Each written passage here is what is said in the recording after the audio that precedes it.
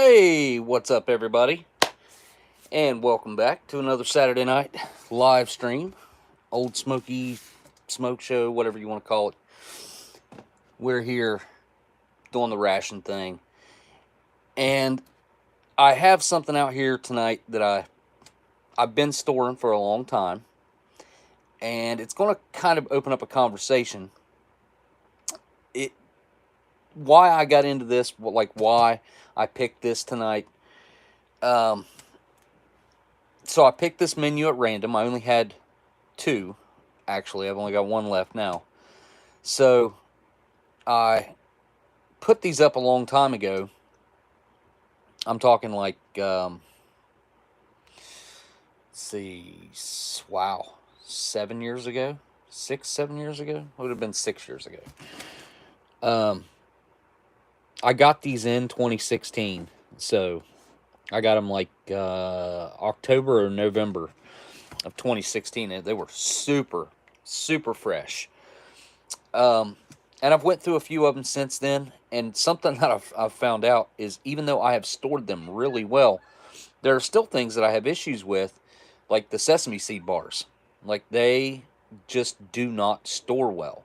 Some of the items in here do not store well. And some of those I ate definitely within time frame, and they were stored well. They just don't hold up. Anyways, we'll get into that here. Look, Kitty, I was going to pick you up. Come here. Come here. You can say hello to everyone. Come here. Oh, super chat from... Oh, let me put it on live chat. So I didn't tell anyone I was going live tonight. I just kind of did it. I wonder... Yeah, maybe. I wonder if this is the fastest super chat you've ever had. LC, it very well could be. You might have just hit the record for the fastest super chat that I've ever had. Live chat. There we go. Weird. Yeah, I don't understand what... Because it doesn't even give me the option. Yeah, it does. Top chat. So it starts me off on top chat, and that's not something that I can like change as far as how it starts every time that I know of. I don't know why it doesn't go to live chat to begin with, because that would make more sense. That way you're seeing everyone who is sending messages. But for some reason, it starts off on top chat, and sometimes I don't see some of the messages you guys are sending in the very beginning.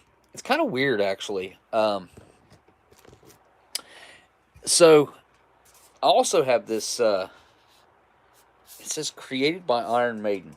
Now, someone sent me this a long time ago. It's been, I'm going to say at least a year and probably a year and a half or so since they sent me this. Let me set it back on the table here. Actually, I'll hold on to it. So I have a, they sent me this. They sent me this sticker. I'm actually not even sure what this sticker, maybe somebody could tell me what's a 80K. I don't understand the sticker. I've never looked it up, so maybe I'm just I'm ignorant on this. What did Smitty say about something about a roll? You messed up. That's a sick can. Oh yeah, I agree. I think it's a super cool can. It's got really cool graphics on it. It's got like a skeletonized dude. Well, he's got skin. He's got like a skeletonized head, really. But he's got a trooper, or it's called Trooper. Premium British beer, Cheshire, England. It's 4.7% by volume, and this is a pint. So it is. What is a pint? Is that 16 ounces? How many ounces is that? Launched in 2013, Trooper is an award-winning premium British beer that has sold over 15 million pints worldwide. Iron Maiden vocalist Bruce Dickinson worked with Robinson to develop a beer which has a true depth and of character, malt flavors, and citric notes from a unique blend of Bobic, Goldings. Probably wouldn't hurt. But leaving it on all the time. It doesn't stay It's on. not. Yeah, it does. I was walk back It there. stays on every other night to charge my mouse because if my computer's off, my mouse doesn't. It was during the day. You weren't here. It was just on. Oh, Screen was on. I was coming back. You shouldn't leave the screen on like that. It'll burn your screen. Anyways, malt flavors and citric notes from a unique blend of Bobic, Goldings, and Cascade hops dominate this deep golden ale with a subtle hint of lemon. So it sounds like it's going to be quite citrusy. Did someone tell me what the 80K means?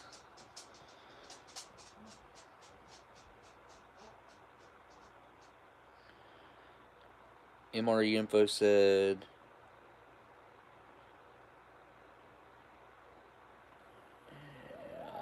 a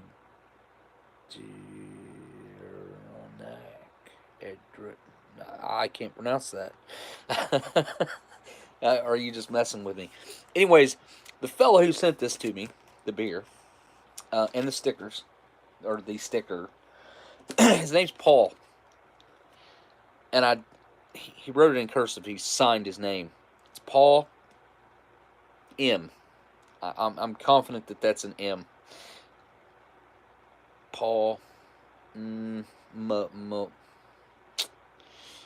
Might not be an M.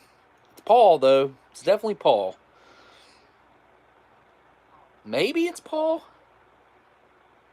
It sure looks like a Paul. You know what? I can tell you guys, or I can show you guys. I'm going to bet Paul's not going to be in the chat. So, chat's probably going to be pretty thin tonight. Just like I said, because I didn't really tell anybody that I was going live. And I usually do. That's something that I've become accustomed to doing. And sometimes I'm like, I just don't want to mess with everybody. I don't want to bother anybody. So if they happen to catch it, they catch it. If they don't, I apologize for not telling you guys. Let me flip the camera around because this camera right here sucks on this side. Whoops. Cancel. Flip the camera. Okay. Would you guys agree that that's Paul something? It's like Paul Muh. It's like Paul Muh. I don't know. I don't know. I'm pretty sure it's Paul, though. Sure, it might. It also looks like it might be like a. That could be an R. Could be R-A. Could be Ralph. R-A-L-P-H, maybe. Paul. Maybe Ralph. I don't know. Whoever sent this, if you happen to be in the chat, man, that'd be really cool to know if it's Paul or... I mean, it could be a Ralph, I guess. Where are you going? Food. Where? I'll order pizza. Okay. Here's this. What? Oh.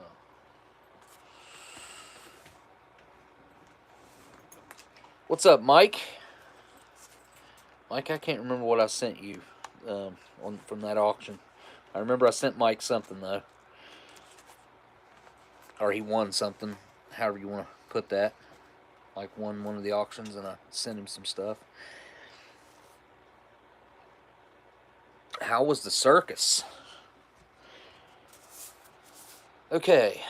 Onward, road to 600. I don't know. It's pretty cool that they actually worked with an Iron Maiden band. What was he? He's the vocalist, a vocalist. Iron Maiden vocalist Bruce Dickinson worked with Robinson to make this. Kind of cool. Collaborated. I'd like to collaborate with somebody. I'd like to collaborate with Oldsmokey. I think that'd be a cool collaboration to do. Come up with my own flavor of moonshine, because I've tried, I'd say at least how many have I tried? Probably between 7 and 10 of their flavors, and out of the 7 to 10, I think I've really liked probably about half of them. Um, a couple were on the passable side, and then a couple I was like, nah, no, no, no, no. But I would certainly not call myself an alcohol enthusiast by any means, but I do feel like I have a palate for things that are going to be palatable to more people than not. If that makes any sense. I think I have a common palate. I was thinking about Steve earlier today. I don't know why, but like how he's got a palate for seafood, and I just don't, because he grew up down in Florida, where I have grown up in West Virginia. Like, we don't get fresh seafood. I feel like if it was fresh, there was a fresh seafood availability where I live, then maybe I would have more of a palate for that, or a hankering for eating seafood. But I saw an article the other day that said eating one out of the Ohio River, which is what I live next to, that if you eat one fish, cleaned fish, from the Ohio River, it's the equivalent of drinking contaminated water from a tap for an entire month.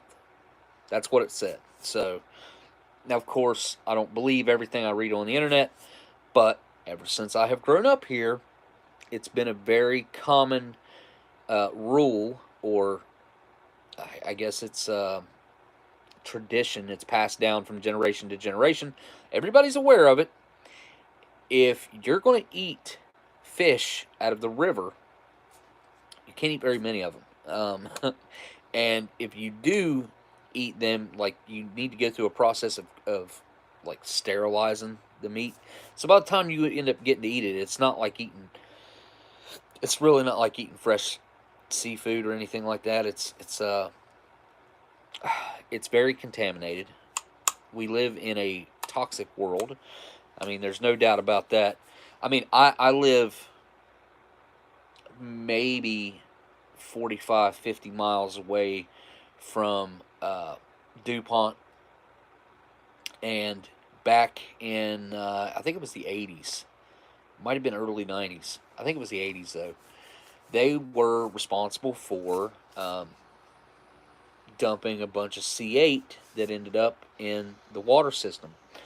And because of that, I don't know if you guys are aware of this or not, every single human being on the planet now has C8 in their body from them dumping that right here, which was, like I said, that was probably at minimum 30 years ago, I'm going to say. I'm pretty sure it was when I was a younger kid even.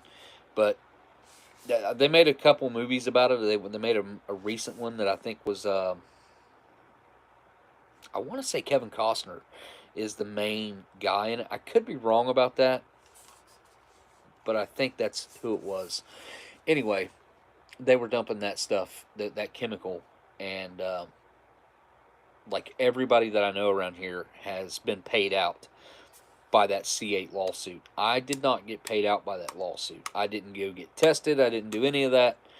It could be the reason that I've had some of the issues that I've had, but it definitely did a whole lot of damage to the people that live in this area, this immediate area of, I mean, probably more or less, especially if you live near the rivers. But you can find, so before they did that, C8 didn't exist in the water. Like, it just didn't. Now you can find C8 in the water all over the planet. So they literally contaminated the entire planet from dumping that crap right up here. Okay, another super chat. Oh, there it is. LC Smokey, I wanted to apologize for the misunderstanding on your mystery box. I'm waiting for a friend to get it across the border to send it to you to avoid the border crabs. Hoping he appears. That is not a problem. I don't expect anything at all. Thank you so much for the super chat, LC. You didn't have to do that either. If you got a message like that, I'll definitely try to catch it when it scrolls down through there. Like, especially if a larger message pops up, I try to at least look at it and see if it's something I should catch and address. But thank you so much for the super chat, and no worries on that. Seriously, like I said, I don't expect you guys to send or do anything. That's my job, is to provide content for you guys. I think it's awesome when you guys send stuff in, because it's a way we get to interact together, and I think it's fun for everybody that way. But it's not something that I expect. All right, I've got one of these in the freezer. He sent me two, so I got one for my shelf collection. Before I walk away, someone sent me this Fawn root beer. It's been a couple years ago, and I actually tracked down a date on this particular bottle right here, and I've been messing with stuff a little bit, trying to get a little more into it and informed on some of the things that I have. So I can't remember who sent this, but maybe somebody in the chat right now can tell me. I'll be right back. Let me go grab this.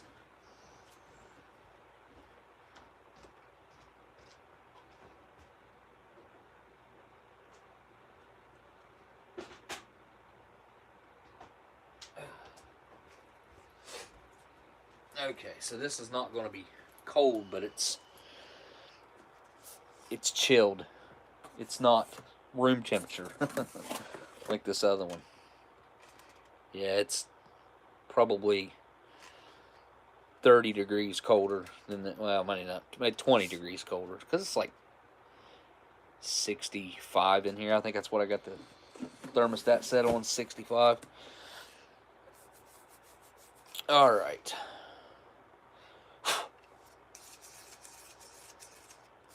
So a pint, this has got to be like 16 ounces. I was looking at this bottle too. This is a 6-ounce bottle. I thought it was an 8-ounce bottle. It's a 6-ounce bottle. It's got a big old thick bottom on it. That also helps you get into like a time period. It's not going to give you an exact date, but it'll put you in a range of a time period when these types of bottles were made. And then you get this lip up here on top. There are certain things to look for when it comes to that. And actually found a, let's see, what is this one? Is this 50 or 56? Wait, this one's 1950. This bottle's from 1950. It's got some stuff in it. The whole bottom's covered, literally. You can see it looks like rust, but it's not. It's just sediment and proteins and stuff. And you can also see like how much the level has dropped. You can kind of see, yeah, see there? See that line? It's dropped that much. I don't know how. I do know how. It's had to have like come unsealed a little bit. That's the only thing I can think. It's got to be air getting in and evaporation happening. Cat, what are you doing? That bottle's from 50. I found another one that I have that is from 1956. Gabe just had, like, he stumbled upon a gold mine of a find, and unfortunately, where he was at, where he's out west, he couldn't. Like, I told him, I was like, dude, I'll take everything they have there. Like, if you could pack it all up, I would take it all. And he just couldn't. He couldn't do it. Gabe does a lot for what his channel is, and I feel like he definitely doesn't get the recognition that he deserves for his channel. He should have a lot more subscribers. YouTube has all but killed his channel. It's not fair. It's a different type of content. It's not. I mean, he's not politically correct like I am. I mean, he kind of speaks openly over there. Hey, Miss Marilyn, how are you doing? Wait, never mind. I'm doing good. She's duh. I look at the message. I see I'm doing good, and I'm like, hey, how are you doing? I'm an idiot. Okay. Cigarette and a beer. Start this off, and then we're going to talk about, as I go through, I have no idea what is in that. All I can tell you about that British ration that's sitting on my table is the reason I kept that is because whenever I looked at the menus back when I put these away, I picked out the menus that I thought that I would like the most. That would have like the best desserts, the best, everything actually, as much as you can get, like, because the way those menus are set up, like, there's always going to be stuff that sucks with the good stuff, so you just got to kind of look for the ones that have the most good stuff in it and pick those out. But when I put those away, that's what I did. So I got that one and one other one in there, and I just grabbed that one because it seemed like I remembered a lot of people doing menu number 5 and it being super popular or a good menu. I don't know. Like I said, I did not look and see what's in that. I have no clue. But the reason that I did put it away is because when I did it, I thought that it would have food that I would like. So if anything ever did hit the fan, I would have food that I would enjoy put up. We'll see what kind of shape it's in. Like I said, I've had that since 2016. So I've had that, 7 years now? 6 years and some 4 months, 3 months. 6 years, 4 months, yeah. Six years and a third. 6 1/3 years. Oops, I don't want to do that. Alright, here we go. Down the hatch. With the Trooper. Created by Iron Maiden. Robinsons.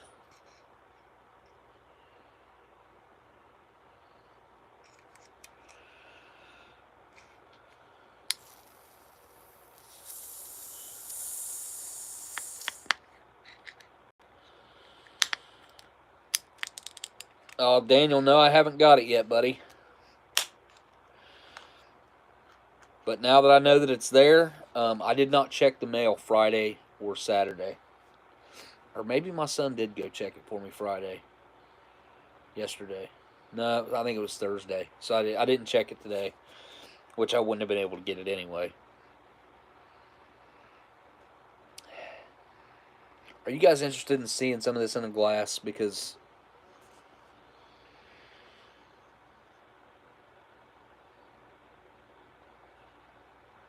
it's not something I typically do.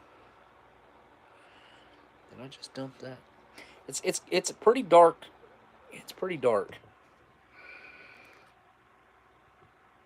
I mean, that little bit in the top right there, it's pretty dark. It does have a citrusy smell to it.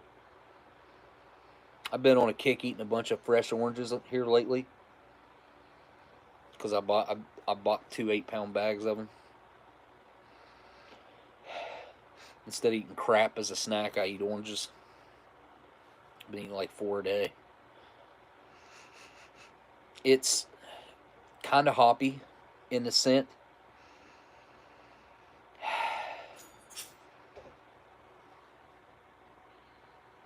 Cat just done something. Took 5 or 6 days to leave Anchorage. They bounced it all over the city.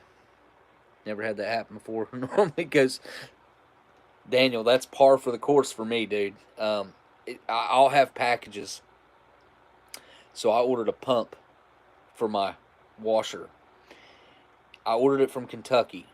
And the reason I done that, the reason I ordered it from that person, I was like, it'll be here way quicker. Well, they didn't ship it for the first, not until the third day, which sucked.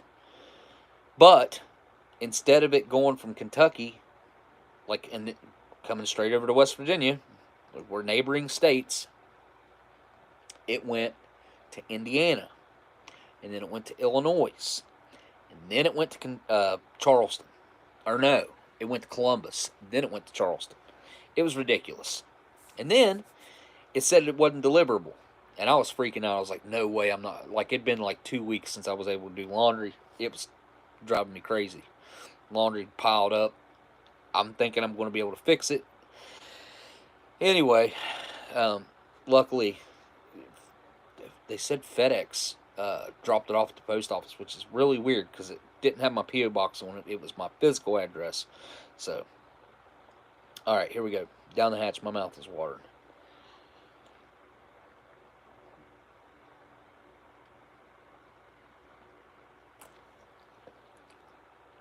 Ah. Ooh. Ugh.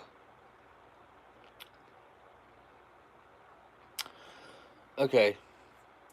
So, it doesn't quite have that really thick, bitter taste like a lager does, but it does have some, it has hints of that.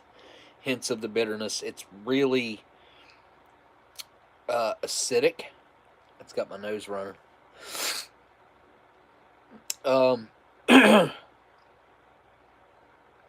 It's got a really distinct aftertaste.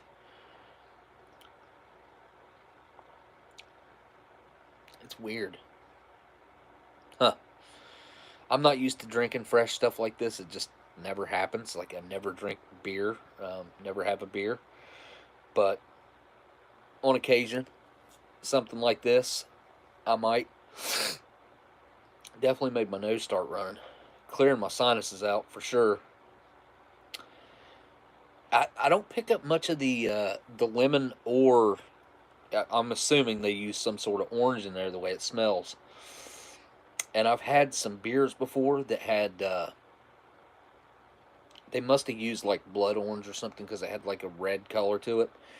And man, they were really good. It was in New York, but it was probably some microbrew or something. I can't remember what it was. I wish I could remember what it was. This is a big beer. Like, it really is.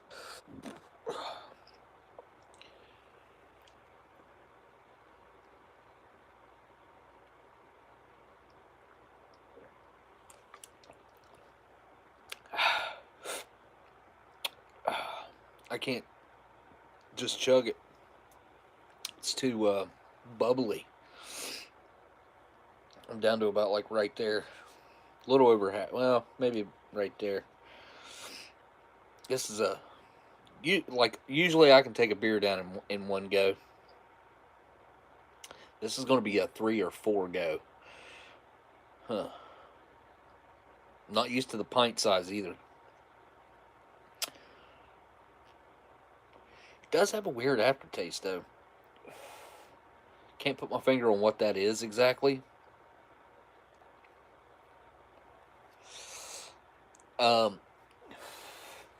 Just off my first impressions, if you like beer, like, that's, if you enjoy that, you'd probably like this. It certainly has a very strange effect on the after, like the aftertaste, the after effect of it. I can't figure out what that is.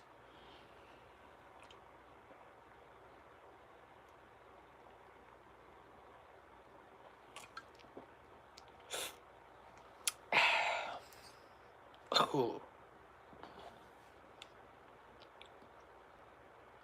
It's kind of hoppy, honestly. It says it's got 3 different kinds of hops in it. What were they? Bobic, Goldings, and Cascade. Unique blend.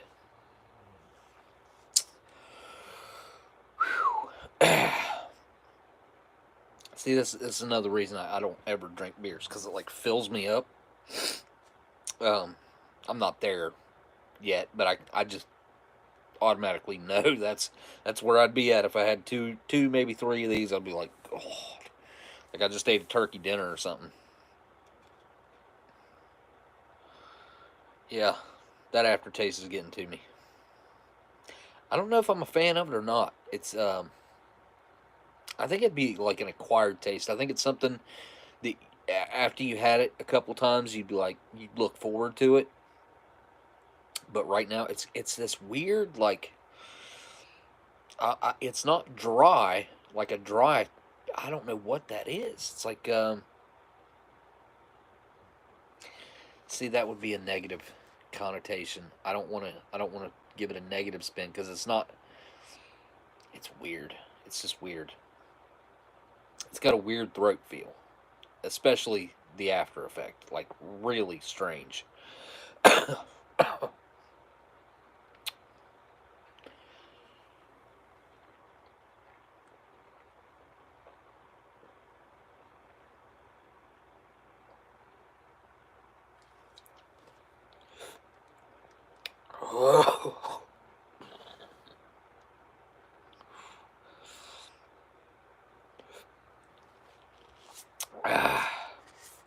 Well, empty can for the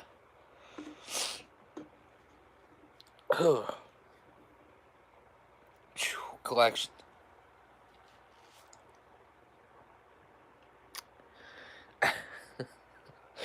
That's kind of like what it is to me, is some medicine. All right, here we go. Menu number 5, 2016. Whew. I can't get over that like weird throat feel that it's got. It makes me like have to keep swallowing. I don't understand. It's got to be something to do with the hops. I feel like it's like it's not minty, but it kind of has like that mint effect of, I don't know, like a coolness kind of. I don't know, it's weird. It really is weird. Excuse me. Okay.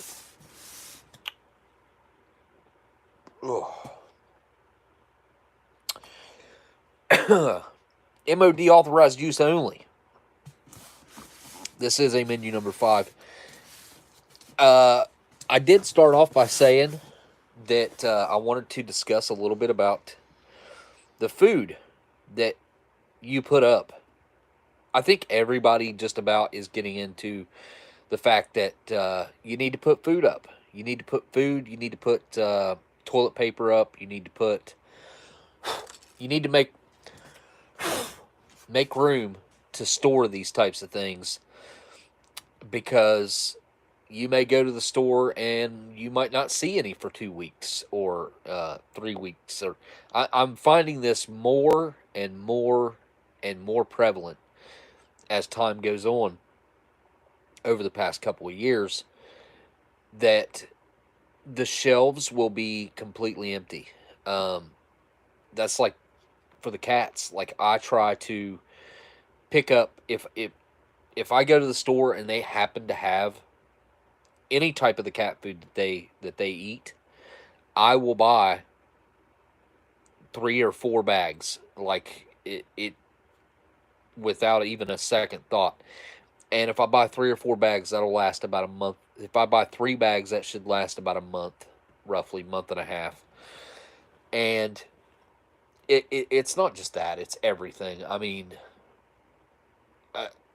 I could, if I started making a list, I'd say 50% of the things that I want from the store. Now, these aren't needs; these are wants that I want from the store. Like, they won't have it. So, talking about that, if there's things that you like that are storable, I would highly recommend picking up the things that you like and keeping a few of those set back at least, because I'm telling you, you never know when it's going to come in handy.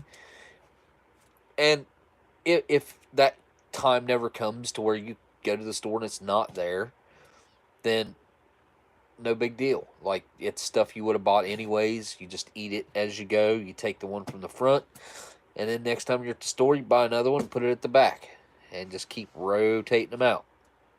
Just keep bringing them forward. You know, that's common sense stuff, though. But I really highly recommend that you try to get food that you know that you like, instead of buying MREs. I know this is kind of goes against what I do, but I do highly recommend that you buy stuff that you know that you like and put that up. Because if you buy MREs, yes, they have a long shelf life, right? Of course. But so does canned food. And so does a lot of things at the grocery store nowadays. But if you buy MREs, and you, like, say you buy a case A and B of US MREs, out of that case A and B, there's probably only going to be, out of those 24 menus, you'll be lucky if there's 12 menus in there that you really like. You know, you can eat most of them, if not all of them. But, you know, of course, if you were super hungry, you could eat all of them. But you're not going to prefer to eat but maybe 10, 12 of those menus if you're lucky. Like, that you would be like, yeah, that'd be something I'd pick to eat tonight. It's just not practical. They're just not what you would typically want to eat. So if you can get things at the store, like, I highly recommend getting shelf-stable bacon. Shelf-stable bacon, oh, that stuff, it lasts for a really long, as long as it's unopened, it lasts for a really long time. You don't have to really worry about anything when it comes to that. And who doesn't like bacon? I mean, you know, it's bacon. All right, let's get this thing opened up. We'll talk more about this as we go. I'm interested to hear by reading the chat, obviously, like what you guys have put up for. Excuse me, like, obviously, I've been running into not being able to get my conditioner for my hair, and some soap. Like, I had it.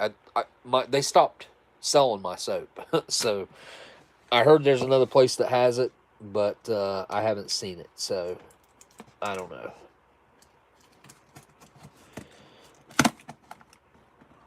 All right, I like to, when I open these, to try to keep that piece of top tape as large as I can so I can reseal the box with it. I'll take that piece of tape and then push the box together like that, and it'll reseal it with the original piece of tape. You know what I mean? Little trick of the trade there. Whether you use it or not, it's fine. You can tell this box has never been opened because that flap has only been bent one time into place, and it's never been bent back. You can just tell when you go to open it up, that, and then the crease changes after I unfold it.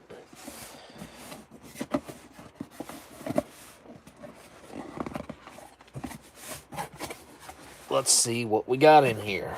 Hopefully no sesame bar, because it probably won't be any good. But like I was saying, I was curious to see what you guys store for your just in case crap ever hit the fan type of food.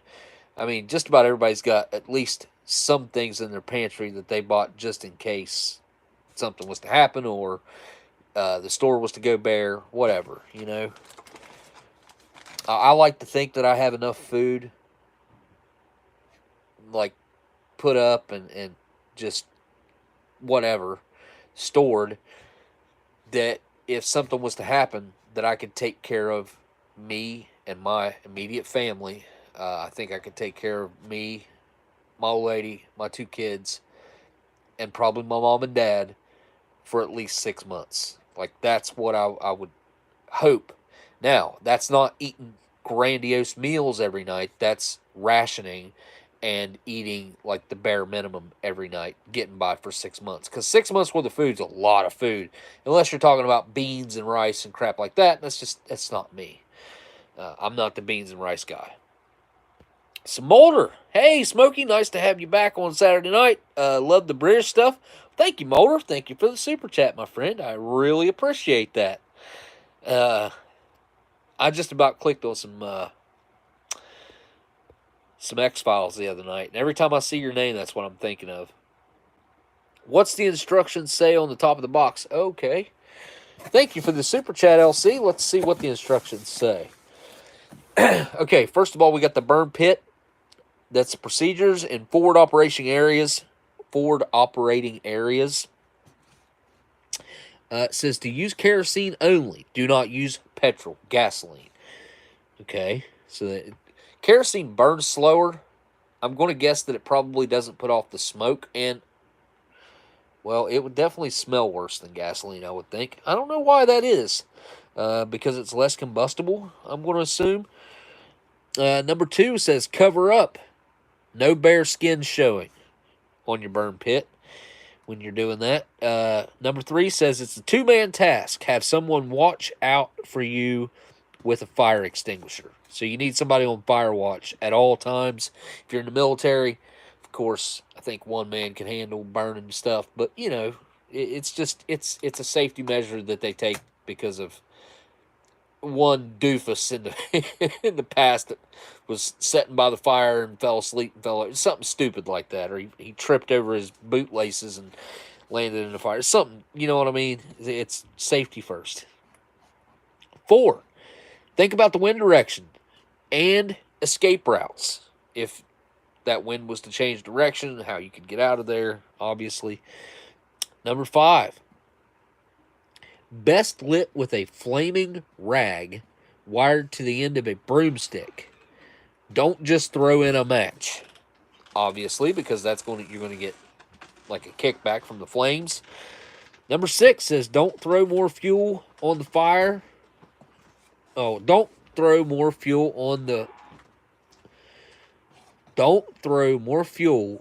on if the fire's still burning. Okay. I mean, okay.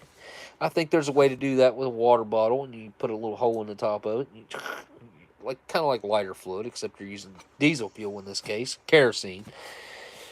Do not attempt to burn ammo, batteries, aerosols, or any non-flammable waste. Burns first aid. Immediately cool burnt area with clean water for at least 10 minutes. Get medical assistance ASAP. Lightly cover burn with sterile dressing. If not an airway burn, consider pain relief. Be prepared to treat for shock. Okay, here's a fact. Around 10% of all casualties during a recent Op Herrick tour were as a result of burn pit injuries. I mean, that just tells me that you got the wrong guys running your burn pits. Here's a little close-up of that. So you can pause that and read it. MOD authorized use only. It says this is the property of the Ministry of Defense. Unauthorized sale or purchase is prohibited. On the side it says 24-hour ration pack, and then it's got your French, ration de combat. This is one of multiple menu choices and is suitable for use on ops. Please take time to complete the enclosed questionnaire. Your feedback, positive and negative, really counts and will be instrumental in developing the ration packs of the future. I think that's a company that makes some of the stuff in here. Then you got your Ministry of Defense logo right there, or crest. On the end here, you got nutritional data, try to give you a close-up of that. There, you can pause it. This 24-hour ORP, Operational Ration Pack, has been carefully designed to ensure it is well-balanced and will meet all of your nutritional requirements. The ration contains a minimum of 4,000 calories. To maintain peak performance, you should consume all of the contents over a 24-hour period. The contents of the ration contain high levels of carbohydrates that are designed to provide a constant release of energy to keep you at the peak of your performance. To prepare the contents, the hot breakfast main meals and hot puddings are packaged in aluminum tall pouches. These should be placed unopened in water. Then this heated Then this heated to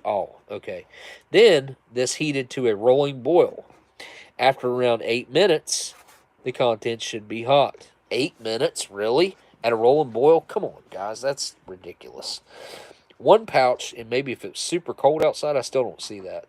One pouch using the easy open tear notch. Open pouch using the easy open tear notch and consume. The contents of these pouches can also be eaten cold. Cold cereal sachets, pouches. These are complete breakfasts that only need the addition of water. These should be opened and water added to the desired level. Then close the pouch and shake to gently mix the contents with the water. The cereal is now ready to eat. Cold drinks. These should be made up with the following. The on-pack instructions adding water to the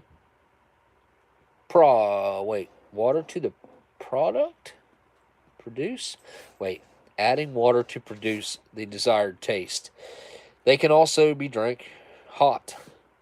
Tea, coffee, and hot chocolate. Make up the addition of the hot water to the desired strength. Use sugar and milk powder if required to taste. Snack bars, nuts, and biscuits. These are designed to be eaten on the go. These are a valuable source of energy and should be eaten. Over here we have, unless otherwise directed by the Ministry of Defense, this ration pack and its contents remain the property of the Ministry of Defense. An unauthorized sale, dealing, or other use inconsistent with the MOD's proprietary rights is prohibited and may constitute a criminal offense. Actually know a guy who got arrested for selling these one time. On the bottom we got a range card right here. I've heard two different ways of using these range cards. So here we go. Method of obtaining range. So here's the two different ways I've heard of people using these range cards. One as a location guide. If they were in a situation, they could say, okay, well, we're going to use the center point as our point, and then you can like draw, okay, well, there's a guy over here in this building. You put a square over here. There's a guy over here shooting. And then to the west over here, you know, you can use it that way. Or you can set it down range and actually just shoot at it and judge your range.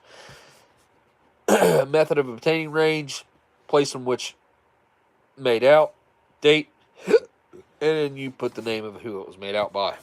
All right. Time to get into this ration.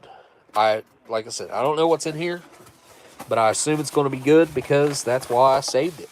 And it's getting to the point now. This thing is probably old enough that I should be cycling out. The only thing is I can't get these anymore. Like, I mean, I can, but I would pay probably about $70 for one of these, $65 if I was to just buy one and try to replace this. It cost me $65, $70. I'm not going to do that. I'm just not. But I do need to replace it with something. So I'll probably put a Polish SRG in its place. I think that's a good trade out. And I have those that are fresh. So to me, that makes sense as a replacement. Okay, first off, we have, this is the beverage, I call this the beverage bag, but it's your brew kit. Also heard it called that. You got some teas, some coffees, some hand sanitizers, creamer, sugar, and some gum up in there. And, of course, you got this big, ridiculous spork that cuts the edges of my mouth. I don't use them. I do not like the British spork. I think it's one of the worst spoons made. And I know that's going to tick some people off. But you know what? I don't care. It's awful. Right here are two examples of way better utensils. I mean, if you got to have a spork, Canada's got it right. Right there is a awesome, and you can sharpen that down, like you got something there. I'd like to put that to the test on like Forged in Fire or something. It will kill. Okay. This is beyond the beaten track. Tutti Frutti flavored drink powder with sugar and sweetener. We got raspberry. This is one of my favorite drink mixes in here. Raspberry is usually always good, but these are exceptionally good. And I will say something about the British drink mixes. Like, I think that it's great that they make such a large drink, 375 milliliters. This one, I think it's, yeah, 500 milliliters of Tutti Frutti. I don't like Tutti Frutti. I think it sucks. It tastes like gum. Raspberry. We'll stack these like that because it's probably gonna run out of room. We got a hot chocolate drink, mint flavored. I don't understand this one. I don't know who would want that. I've had it a few times, and every time I don't like it. That's, maybe it's a British thing. Maybe that's something that they do. They have mint hot chocolate. I've heard of like mint chocolates, mint chocolate chip, stuff like that. But in a drink, it gets weird. It's too much. And we have a lemon fruit flavored energy drink powder. I guess we'll put that there. Nice. Love to see the biscuits brown. I mean, if you guys have never had these, they're something special in my opinion. As far as military crackers go, these are fantastic. I really don't have any complaints when it comes to the biscuits brown. The only thing I can say is biscuits fruit are better. The biscuits fruit are amazing. They really are, but they're more of a snack biscuit. These are sweet in their own right, but you can eat these with savory things or as a snack. I could eat these just on their own as a snack, so that's how good they are. And we have some barbecued peanuts. Again, beyond the beaten track. There we go. We got here some smooth peanut butter. Smooth operator. And this is 42 grams. It's a pretty big thing of peanut butter. Same size as our old ones. Yeah, it's a gram smaller than our old ones. Our old ones used to be 43 grams, ounce and a half. So it's pretty much the same as what our peanut butters used to be. I think we switched over to that 1 ounce back in 16 or 17. Can't remember what year it was. It was around this time period, though. Peanut butter had definitely separated, though. I'll tell you that. And this peanut butter is made in America. Product of... no. Produced in the USA for Vesti Foods, UK Limited. That's right. Because we know how to make peanut butter over here. Or something. I don't know why they get that from us. Fruit Explosion. Mixed fruit puree. Mixed fruit puree. Yep. That's what this is. Red cap. Wonder what flavor it is. There's the best by date. Best before the end of February 2019. Yep. Okay, so red cap we have apple, strawberry, banana. I don't know that I've ever had this one. This is the one that you don't see very often, I feel like. I feel like I've had the orange, I've had the yellow, I've had the blue, I think. What's blue? Apple cherry. Yeah, I've had the blue. I don't know if I've had the white. Apple pineapple. Anyway, that's apple, strawberry, and banana. So it's going to be strawberry banana. Applesauce. More or less. Oh, we got a bottle of Tabasco in here. Straight up out of the old MREs. That's what it looks like. Same size. Same everything. Yes, sir. Too bad it wasn't one of these. I much prefer this. This is a much better hot sauce than Tabasco, in my personal opinion. Now, that's a personal opinion thing, you know. What else we got here? Okay. We got another beverage. We got a, oh, man. Cola-flavored drink powder with sugar and sweeteners. Does it say to 500? Yep. 500 mils. These, I don't know how to tell you what this, I mean, it kind of does have a cola flavor to it, but it's like, it's not good. It's just not good.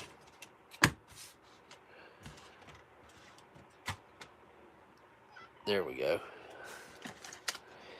We got an Orfo tuna in light mayonnaise. Nice. That'd probably be pretty good on the biscuits brown. Hey, Minnie. I didn't even know you was in, honey. He must have just let you in or brought you in. Oh, we got sticky toffee pudding. This is probably one of the reasons that I kept this menu out. Sticky toffee pudding. This is a very, very sought after dessert by most people. Sticky toffee pudding is one of those desserts that everybody seems to want. I will say that the only way that that's edible, in my personal opinion, is if it's hot. It literally has to be hot. If not, it's like this weird gelatinous mess of like really dense cake and like gelatinized weirdness. All right, here we got our UK military issued butt ration for 24 hours. I think that could probably do the trick for 24 hours. I tell you, it's a lot better than what we get over here. If I'm not, I don't think I'm being facetious. I think that's very prudent. That's gonna do it. Another super chat from LC. Smokey, you better check that tuna. Wait, you better... Smokey, you better check that tuna isn't our friend. Isn't our friend? What do you mean? I'm confused, LC. Thank you for the super chat, LC. I don't know what you mean. You mean expired? That's definitely expired. It expired in 20... Everything expired in 2019. This is January of 2019 on this. Best before date, end of January 2019. I have had tuna that was 40 years old, so that doesn't bother or scare me at all. But like again, I know how this has been stored since it was almost brand new as well. All right, what else we got in here? We got steak, vegetables, and dumplings. This is probably another reason why I put this menu to the side, is because of that main right there. Wait, Elsie. I mean, that tuna, maybe spicy tuna rolls. I mean, that tuna maybe spicy tuna rolls. All right, what did you say again? It's about our... Smokey, you better check that tuna isn't... Oh! Okay.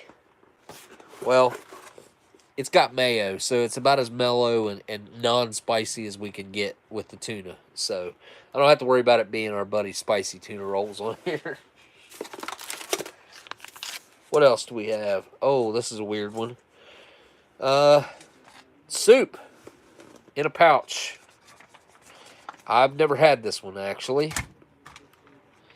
And it legit is just tomato and basil soup. That's so weird to me, man. Why?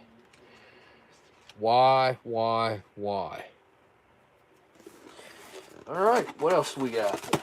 We have chicken sausage and beans and tomato sauce. Breakfast, right? Breakfast. Lunch. Soup for lunch. Soup and tuna crackers. I don't know if I'd want tuna with tomato and basil soup, though. I mean, I don't know.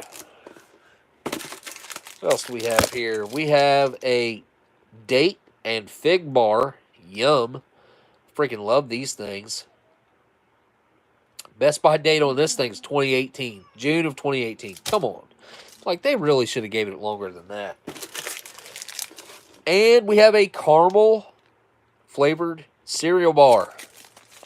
Beyond the beaten track. I'm sure you can't buy these in the store over there. Well, maybe, like, but not just like this. Not beyond the beaten track. Maybe I'm wrong. I could be wrong.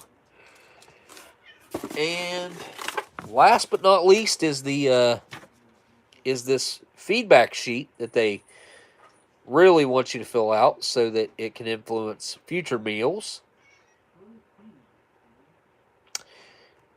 Menu, production date, 5/2016, production description, blah, blah, blah. Okay, so this is always fun to look at. This is, if you turn this back in, you get entered for a chance to be entered into our twice yearly prize drawing.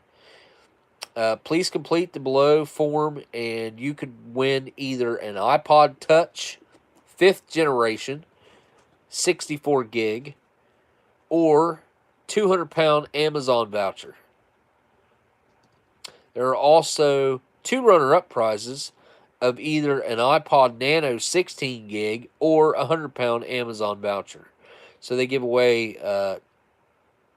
200 pounds in Amazon vouchers, so 400 total. And then they give away 3 iPod, 2 Nanos and 1 iPod Touch 5th generation. You got to try to think back to what it was like in 2016. I don't have a whole lot of issues with that because that's whenever I got injured. So, like, my life kind of got paused for a while in 2016. So I really remember how things were back then. I mean, that's crazy to say back. It's been a long time. 2016 has actually been a long time ago. Has anybody got any idea what that ADK sticker meant, by the way? Every time I stand in here, my nose clogs up. But I was doing good until I drank that beer, and it opened me up and then clogged me right back up. Yep, I was doing good. Here's your feedback prize drawing where you fill out on the back what unit you're in, where are you at right now, your service number, your name, your ideas or suggestions and changes, suggested changes. Is there a product you would like to see more of? And then you rate the menu. We should fill this out afterwards. You know what? Give it my 2 cents. BeyondTheBeatenTrack.co.uk. All right. Now, you guys need to pick what I'm eating. I'll let you guys pick what I'm eating. We got steak, vegetables, and dumplings. We got sticky toffee pudding. We got tuna and light mayonnaise. We got tomato basil soup. We got sausage. Chicken sausages in... sausage... chicken sausages, and beans in tomato sauce. And then we got all this other stuff over here. BTemple says, get that raspberry drink in it. Oh, yeah, I did get a raspberry drink. I agree. That's what I said, dude. That is one of my favorite military beverage powders. But I'm a huge fan of the grapefruit too, man. I like grapefruit, and I think that the grapefruit drink is very accurate in its flavor. I think it tastes almost fresh, which is kind of weird from a powder, but it's pretty daggone good for a powdered grapefruit drink.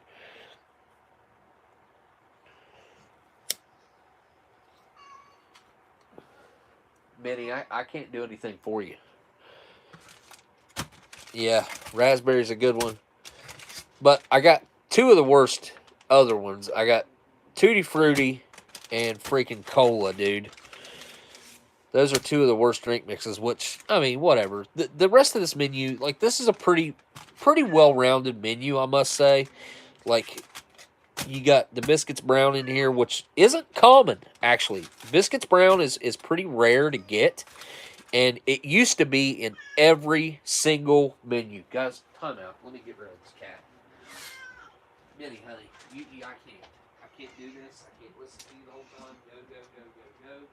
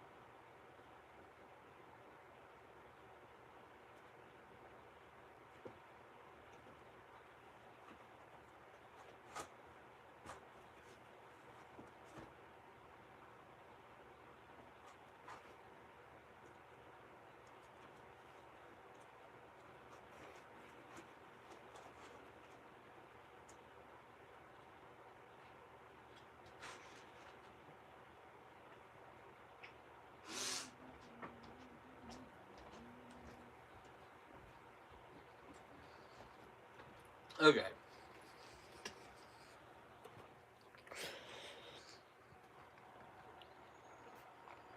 All right, now I'm looking at the chat to see what I'm eating tonight. I picked this because I thought I'd like it, so. And I thought tonight, I just want to have something that I'm going to enjoy. So.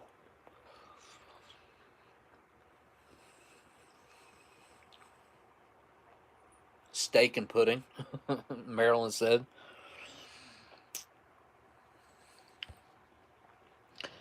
The cola is a poor man's Shasta cola drink.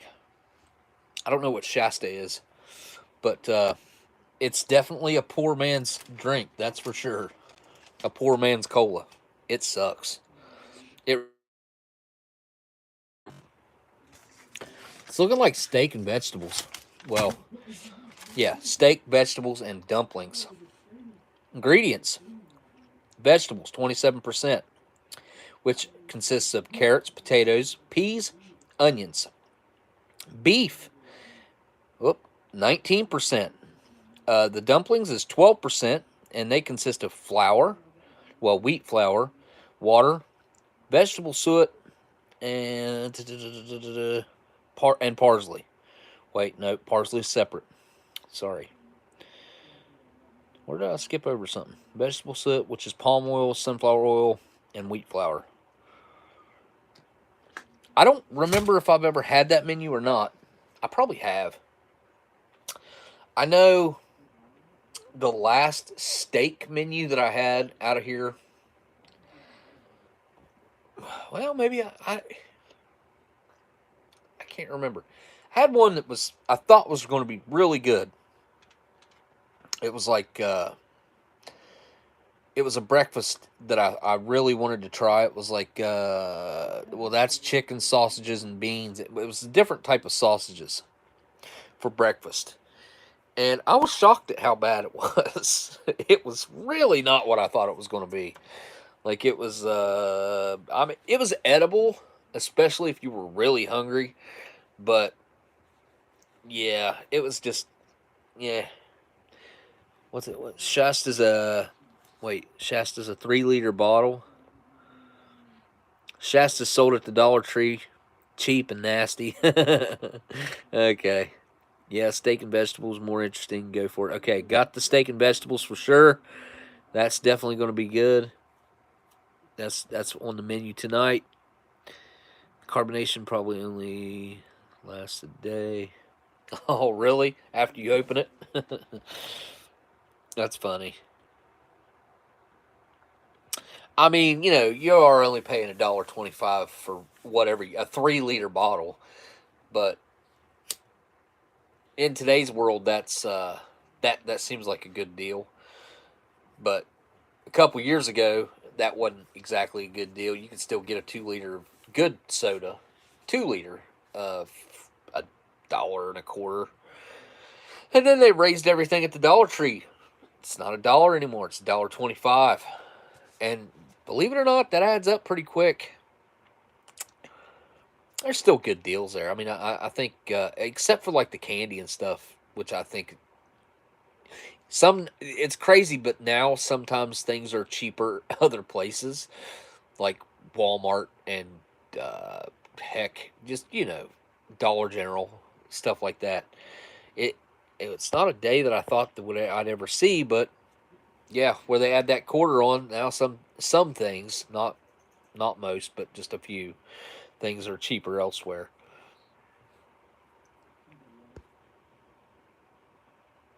Yeah, soda is expensive. I mean, everything's expensive to be quite honest. So it looks like we're definitely doing this. And we got the tuna covered up there.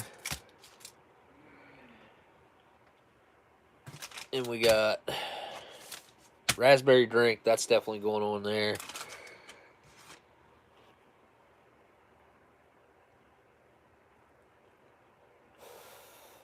I can do the weird cocoa beverage powder for you guys if you want, because it's definitely weird. And we'll do a coffee or a tea. One of the well, let's do tea. I haven't had tea in a while. It's been a good while because I haven't had a Russian or anything like that. Having hot tea is a rarity for me. Definitely have coffee. I have coffee a lot more often than I have tea. Every once in a while, I get on a kick of drinking cold tea, but not hot. Healthy food should be cheap. Processed junk food should be more expensive than healthy. Yeah, well, it's the opposite. If you want to try to buy healthy food and eat healthy, it's going to cost you more. Even if you're frugal like I am, it's still going to cost you more. You really got to try hard to eat. And I know I've heard people like, oh, that's just an excuse. Well, you know what? It's the truth. It is 100% the truth, and it's 10 times more work too to eat healthy. Not that that's not something I'd love to do. That I'd love to hire a cook and just cook me, come in, cook for me twice a week, and cook me like 3 days worth of meals and 4 days worth of meals the next time, or whatever. All right, Minnie, I'm letting her out. She ain't gonna shut up until I do. I'm letting you out, I suppose. There you go. What are you doing, Stella? Last night we had a dog show up here, just out of the blue, randomly, while Stella was outside. It was a full-blooded pit bull. She was real well behaved dog. Really pretty dog, I'd say she was some sort of brindle. I'm not sure, but really good dog.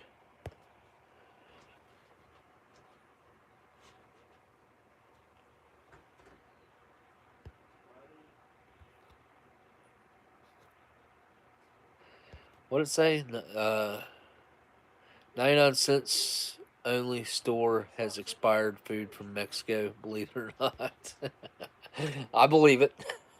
I fully believe it.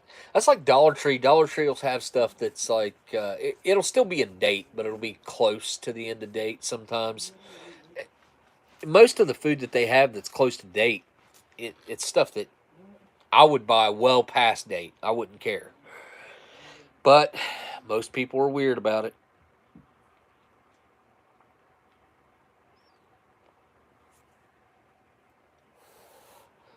All right.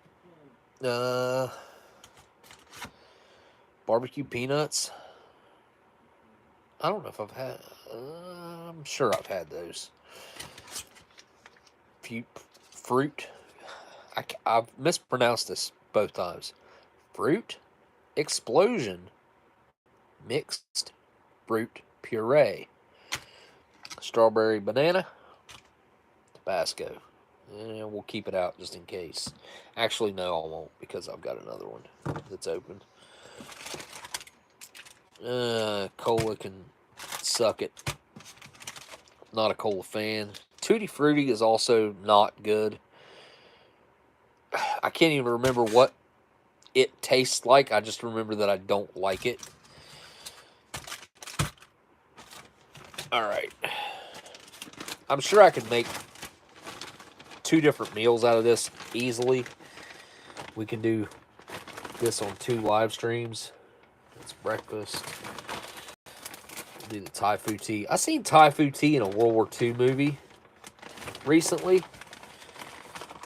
Made me wonder, is that the tea that they were providing? It was a military movie. Makes me wonder if they were providing Thai food tea back in the day. And in here we have a Nescafe, which it's alright. Not exactly a fan of, but this right here, this by far is the best instant coffee that I have ever had in a ration. And I'm not exaggerating. Like, this by far is the best instant coffee that you can get out of a ration. You know, that's going to vary per your palate, but I feel like that would be consistent for a lot of people.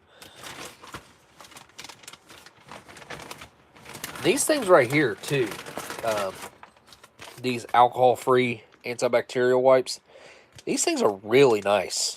Really nice. They're big. They're kind of cloth-like. Like, they're stretchy. They don't rip real easy or anything. These are really nice. And you get 3 of them for cleanup. Or, well, there's only 2 in here. Sometimes there's 2. Sometimes there's 3. Forgot about your water purification tablets. They give you 6 of those. Seems like they used to give you 10 of them back in the day.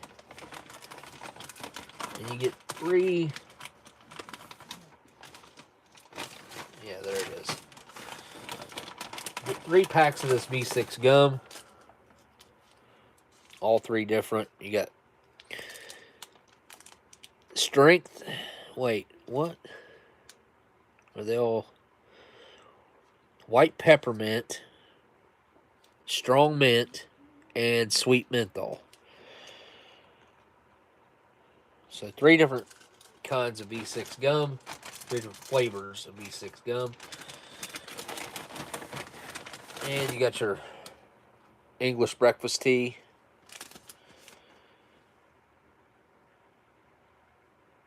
Vesti Foods. Oh. And you got your windproof, waterproof matches. Forgot about those. Alright. Which one of these bars would you guys rather see? Cereal bar or date and fig bar? Those drink mixes can go by the wayside over here. Tabasco can go over here. Tomato basil soup. That's an interesting one, I gotta say. I'll look forward to kind of trying that one. chicken sausages and beans and tomato sauce. That'll probably be pretty good. If nothing else, I'll definitely like the beans. And there's our tuna and light mayo. It's probably pretty good. Tomato basil was awesome. Really? Huh. I figured I'd be surprised if it'd be good. Okay, I got the raspberry out. I don't need the lemon. Thought that was lemon lime. It's just lemon, like lemonade.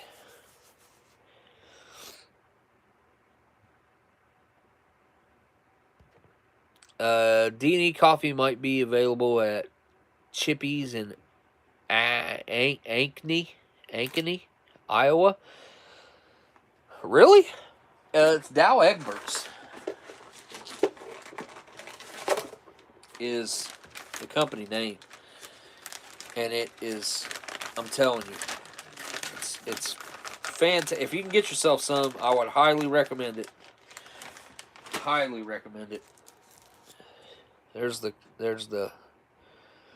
Dow and Egberts, or Dow Egberts. Really, really good instant coffee. Like, it really is my favorite. I don't know if I'm going to do that or not. But yeah, like I said, these are rare. These only come in like, I think 2 menus. I don't even know if in 2016 if the fruits came in. I think maybe 1 or 2 menus the fruits came in, and same with the biscuits brown, like in a whole case. I mean, I think maybe 1 fruit and maybe 2 brown. It just didn't make sense. We ain't picked the bar yet. Doesn't matter. Let me go heat this up, and then I'll heat this up next. Oh, did I miss a super chat? I did.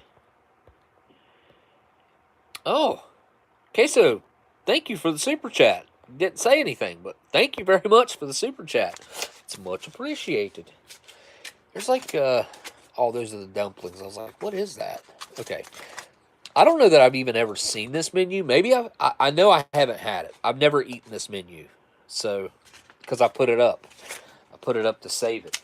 Be right back.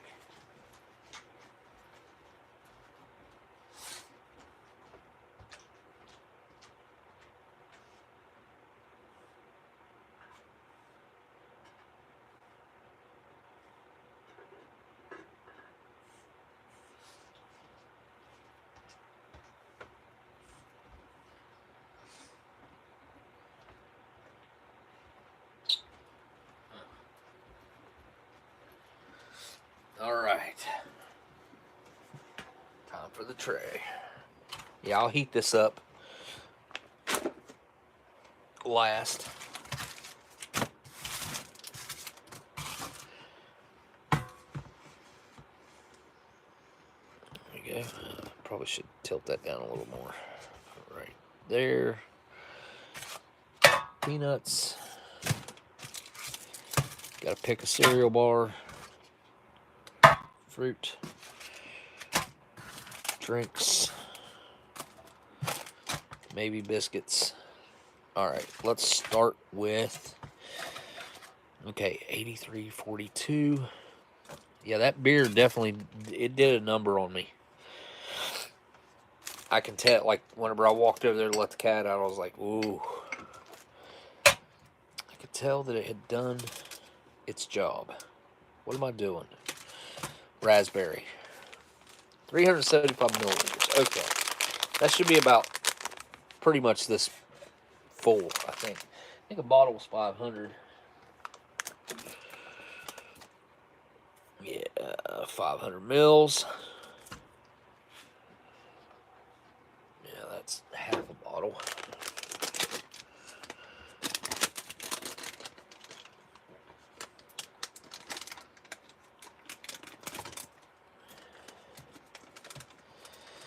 $375 milliliters is like close to 12 ounces, I do believe.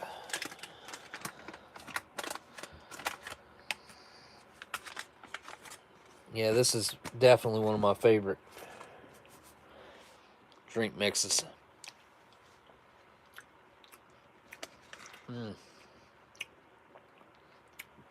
Sweet, tart, very strong raspberry flavor.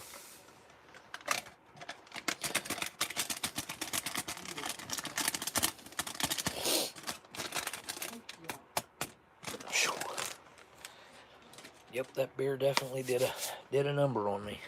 Ain't no doubt about that. All right, let's give it some water.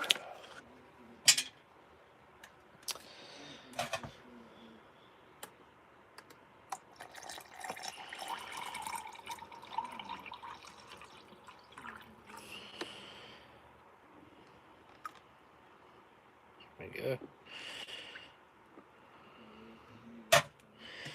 I think that cup would hold 12 ounces brim full, if I'm not mistaken.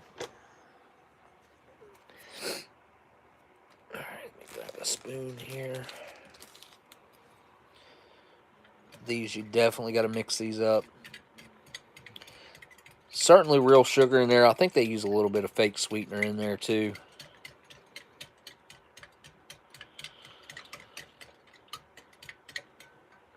I'll just leave it in there.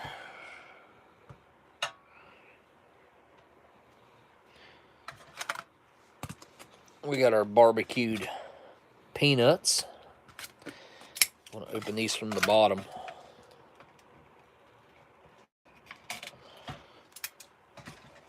See if we can get a hiss out of it. Nope.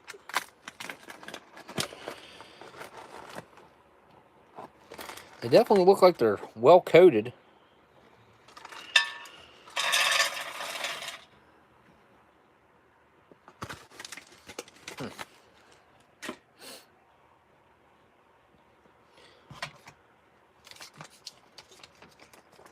All right, give it a shake. We'll take a look at that in a second. All right, I'm gonna go grab that out of the water. Sure it's done.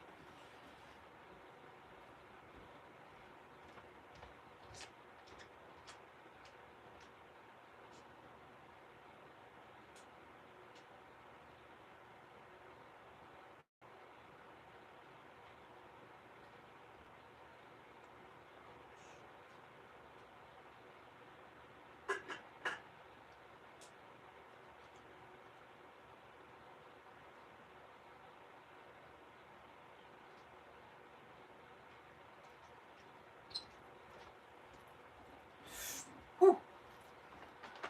It's hot. It is hot.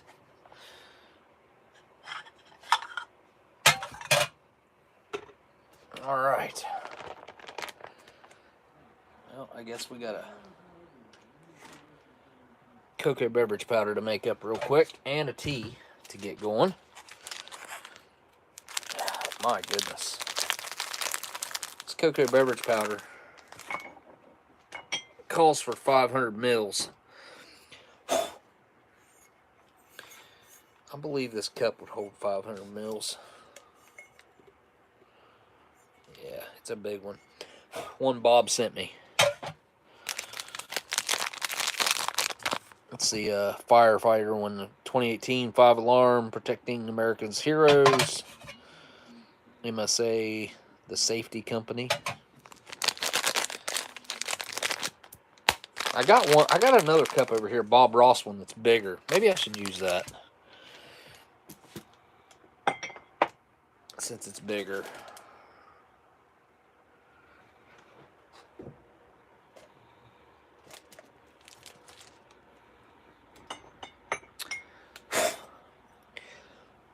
It's dusty as I'll get out because I don't ever use it. No, it's more than dusty. I'll be right back. Clean it out.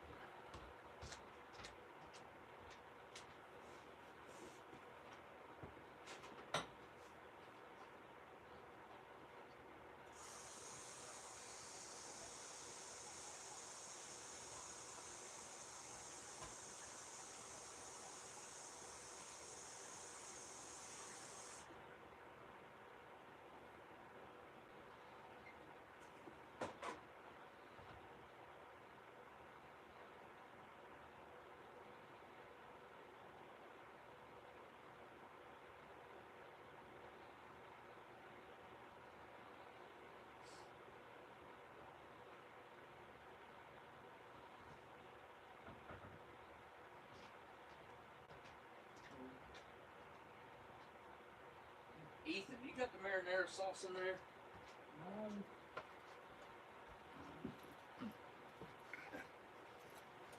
Alright, so I got this huge cup here. I mean, it doesn't look that big on camera right now, but here's a regular size cup.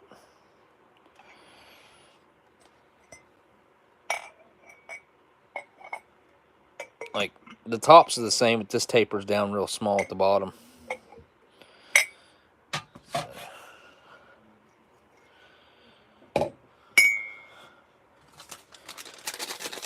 I mean, 500 mils it's a good lick of water. It's a lot. Alright, it looks good. Should be fine. I mean, like I said, I've had these stored since they were new.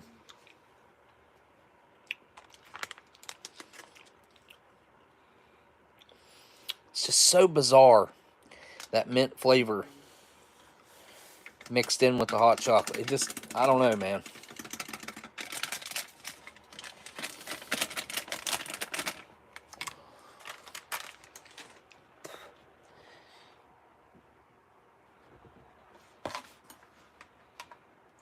There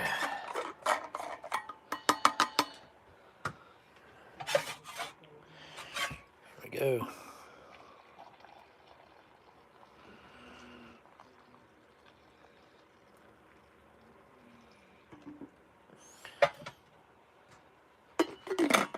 And absolutely huge cup of cocoa beverage powder. Another spoon.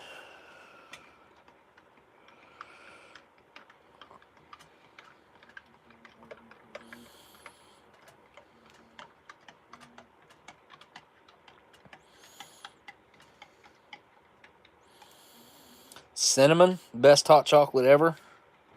Cinnamon, huh? Well, this is certainly not cinnamon.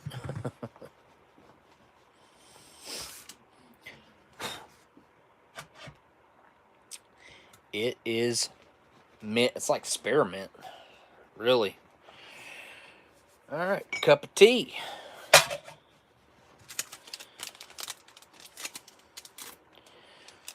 Well, tea bag, Typhoo, which must be a tried and true brand from over there. I always take this and stick it through here, stick it through there, and it holds it. And then we will give it some hot water.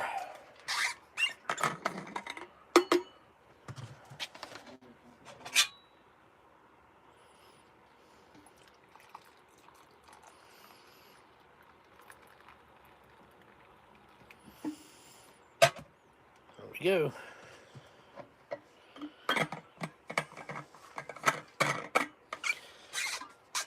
I think that's probably about 10 ounces of water, I'd say, roughly.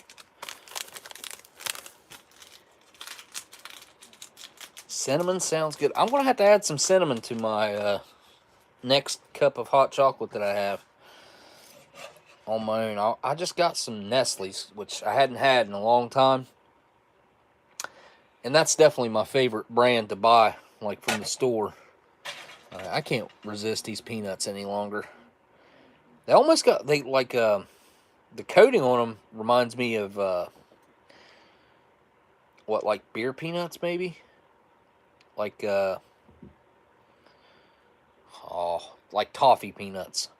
But surely it's just going to be savory. Oh, here we go.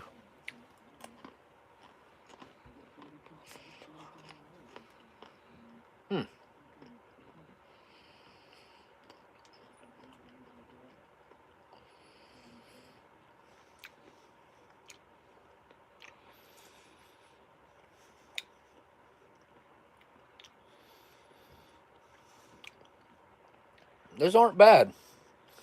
I wonder what that coating is on them, though.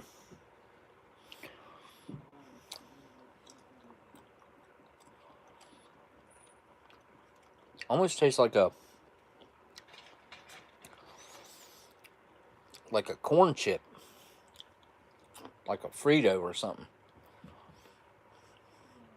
But real thin. It adds a whole nother level of crunch to it.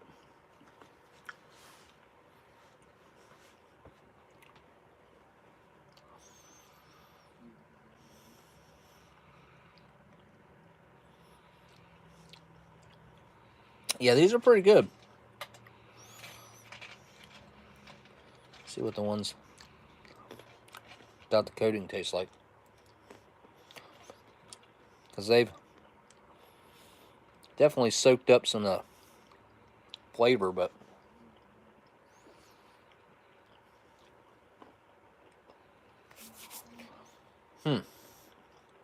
yeah, it's all in the coating. All that flavor. These are pretty good. I like them.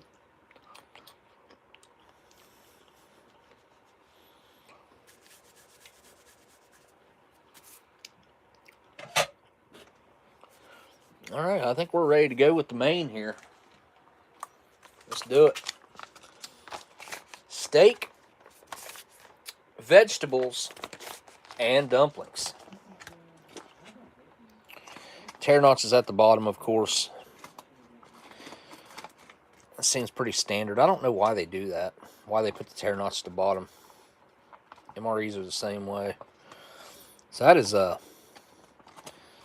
straight up brown gravy. Looking like a beef stew. It smells like beef stew. Oh, wow.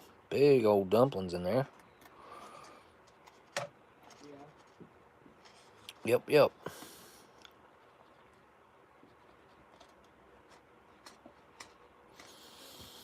Oh, man.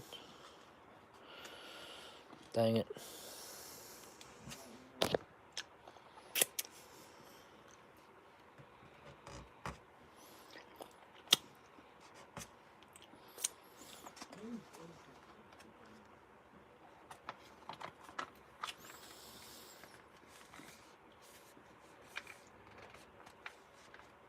Lots of gravy left up in there.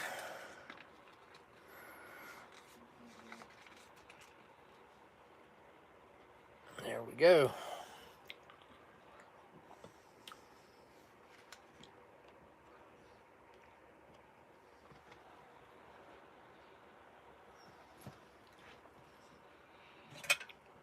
All right, I guess I'm going to spoon it. Get rid of this. All right. There's what we're looking at. It's got some big old, some doughy dumplings in there. I see some peas. Not really seeing chunks of meat like I thought I would. There's a chunk right there, a little chunk. Not much in the way of meats in there. I mean, it'd be nice if there was steak in them dumplings, but that looks like a biscuit. Look at that. It'd be wheat. These dumplings, I've seen a lot of, is wheat flour. So let's just try the dumpling on its own to start with. A little gravy in the dumpling. Dumplings and gravies. All right, here we go. Down the hatch.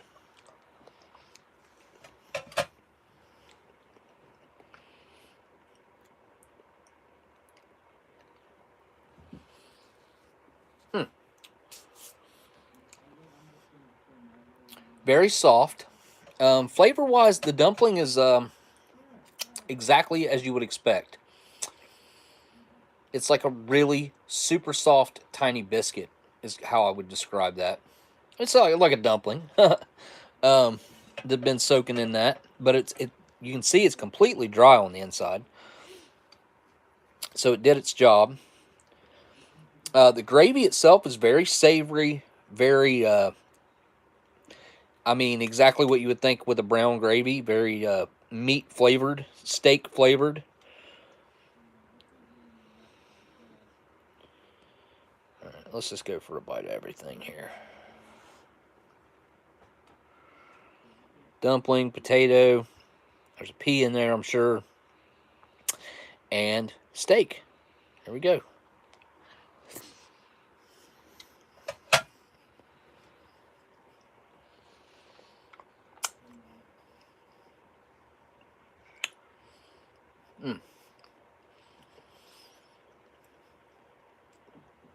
It's very reminiscent of beef stew, except you add like a bread element into it. Which I would eat bread with beef stew. Like I would eat a biscuit or a roll or something with it. So the dumpling kind of takes care of that for me. I do kind of wish it wasn't wheat, because it does have a pretty sweet flavor to it, which I'm not a huge fan of. I mean, it's not overpowering though. It's pretty light in its sweetness, but I definitely would prefer this to just be fully savory.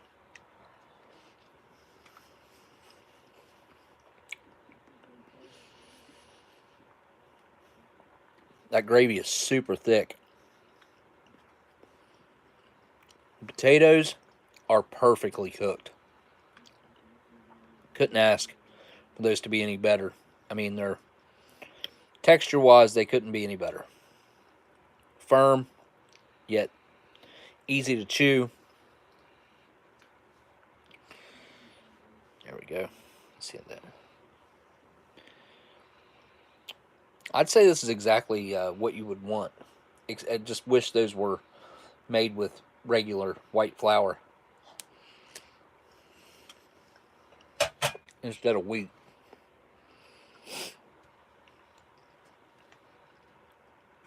Nice and hot. Not even a hint of the packaging.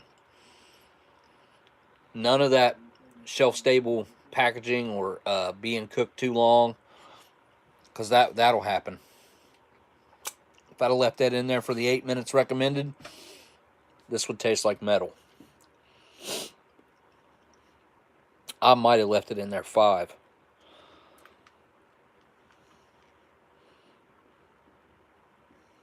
Carrot. I think that's a carrot.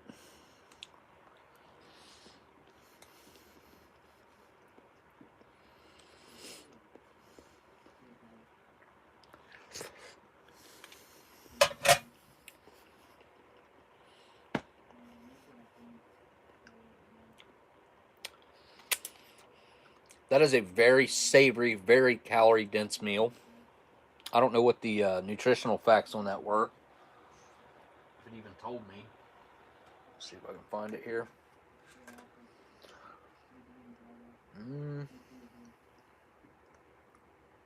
Nope. Doesn't say at all on the packaging what the nutritional information is on it. So, is that on the sheet or what? Huh. I'll have to look into that. I mean, if I was to guess, I'd say this is probably running 400 calories or better. 300 grams. As thick and fatty as this seems, it is quite viscous. Like, I think I could probably throw a little water in this and water it down and make it more like a beef stew than, well, it's just really, really thick.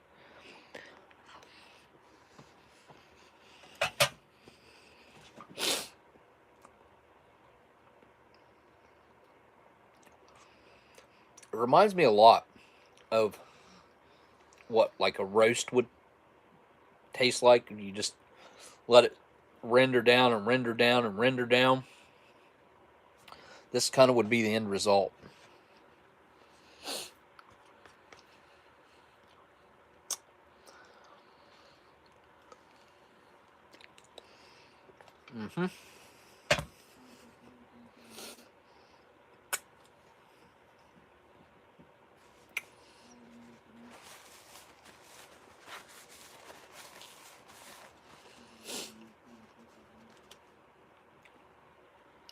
Yeah, it's pretty good. Pretty good. Alright, probably about time to stop with the tea here. I know I don't do it right. I know there's a proper way to do it. Never been a tea connoisseur. And yeah, I do wring out my tea bags.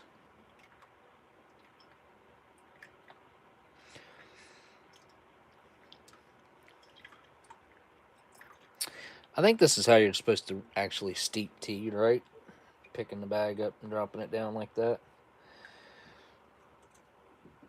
Always use the tag to squeeze it.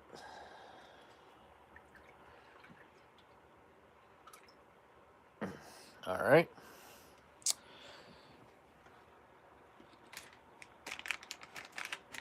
And now it needs cream and sugar. But I am going to try it on its own first. It's something I don't hardly ever do. Thai food tea. Whew, that's hot. That is a nice, strong, very... I would say it seems like it's got a lot of botanicals going on. It's very aromatic in its flavor. A lot of that flavor is coming back up through my nasal passage. So that's a nice, strong, flavorful tea. Black tea, it's exactly as you'd expect. Uh-oh. That looked kind of yellow. Oh. Well, too late to care now, right? Gonna have to drink it either way.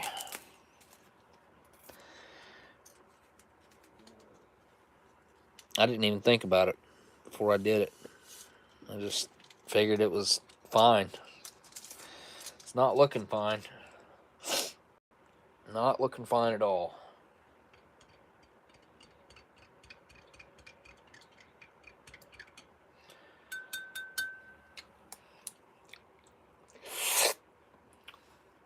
Clean the spoon real quick, and then I'm going to give that a stir. Hopefully fix it.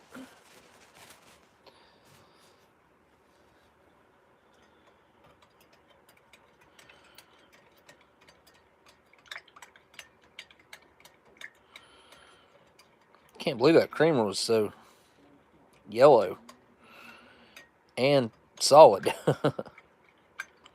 I'm sure it's fine. I'm sure it's fine.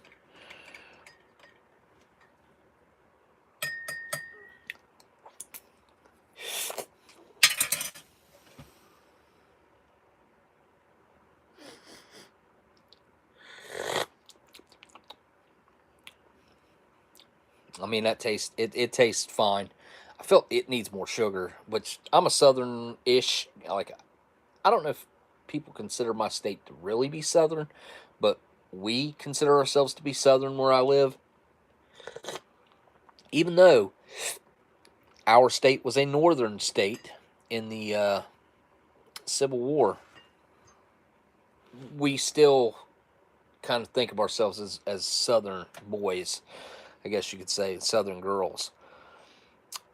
All right, here's the just all wrong cocoa beverage powder with mint.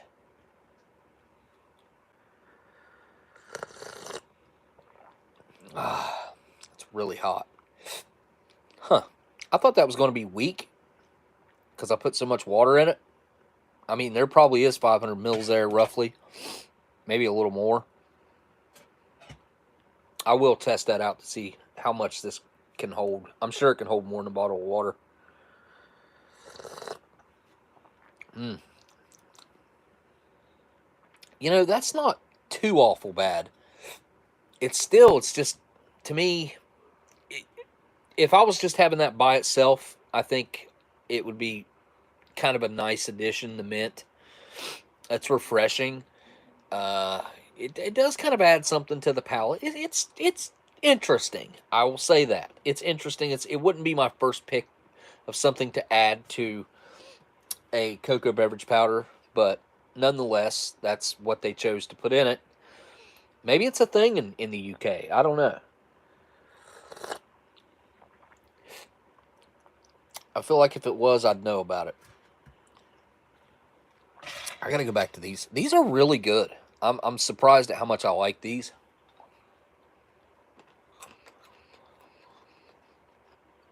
I really like that crunchy outside. It's really adds a really interesting texture, crunch, mouthfeel. The whole thing while you're eating it, it just makes it interesting to eat, fun to eat.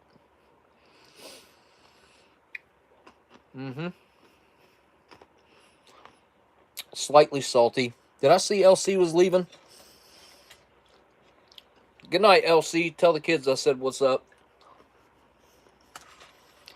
What's up, kids?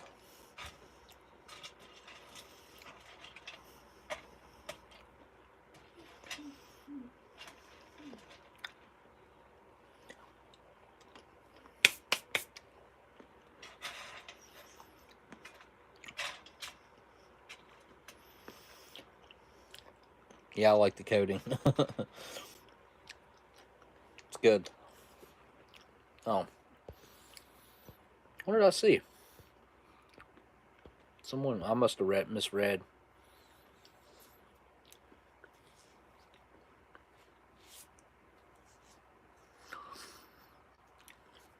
No Koa mix. Floaties in every sip. I don't know what that means. Okay, that's not what I wanted to do. That did not follow up the peanuts very well. At all. Fruit explosion. Strawberry, banana, apple. Apple, strawberry, banana. Apple, strawberry, banana. Apple's the most prominent ingredient here. Let's pop the top. I'm going to drop top. Cruising the streets. You know how it is. Pretty dark. It's your baby food. Same exact color as the MRE spoon. I mean, honestly, you can't tell me that's any different in color than this brown MRE spoon. All right, here we go. Let's give it a try.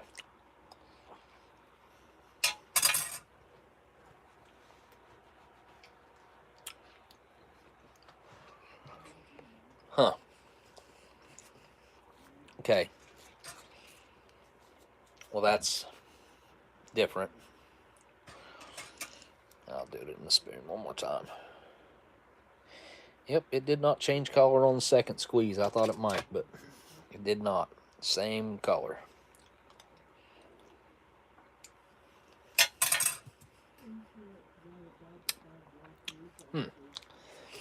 So, same impression on the second bite as the first. I barely pick up on any strawberry and no banana, which is kind of hard to hide the banana flavor, I would feel like. I feel like banana, if you put banana in something, you're going to taste it. I don't taste any banana in this.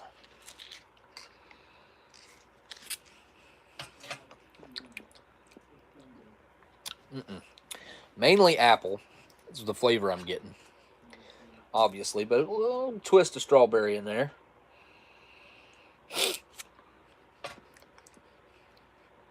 I mean, I really pick up on, like, no banana. It's kind of weird. Huh. All right. Caramel or date and fig? Fig and date, date and fig. Date and fig. F. F bar. The F bar. What do you guys want to see?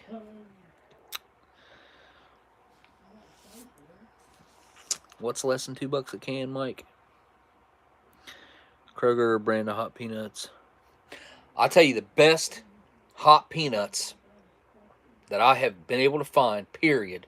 And I used to get them and send them to people all the time. If I would send out a box, I'd have at least one pack of those peanuts in there, or two, depending on how many packs I had to send out. Lance spicy peanuts. I might, hang on a second. I'll show you what I'm talking about. Because if you can find these, I highly recommend them. I think I can get them.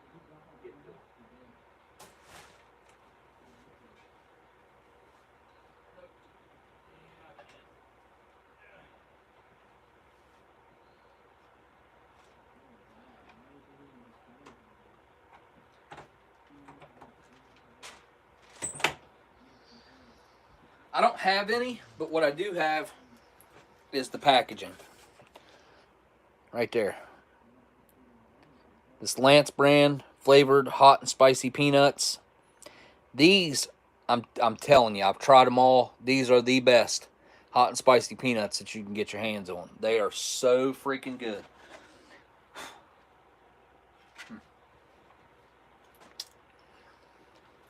Yep, highly recommend those. Anyways, did you guys pick a bar? Which one you'd like to see? Because I'll save the other one for the next meal that I have of this. I might do it on another live stream, or heck, I might just not. I don't know. Okay. Shomblin says fig, date and fig. Got one date and fig. And date and fig. Did the F bar fail? Okay. Date and fig bar it is. Very military looking packaging on this one. Versus this one, I feel like is not. I feel like this is more like a commercial looking packaging. Just kind of a beyond the beaten track, standardized brand. You see these in German rations. You see these in Swedish rations. You see them all over the place. You know what I mean? These, typically, I think the only place you'll see these is British and... dang it. It's right on the tip of my tongue. Who's the other one that's got the boxed ration that uses a lot of British stuff? Who makes this? Bestie Foods. Bestie Foods Limited right there. CR5 24-hour UK. Huh. Interesting. What all does this say? Ingredients, 57.8% fig. So it should be fig and date, not date and fig. Because date paste is 38.6%.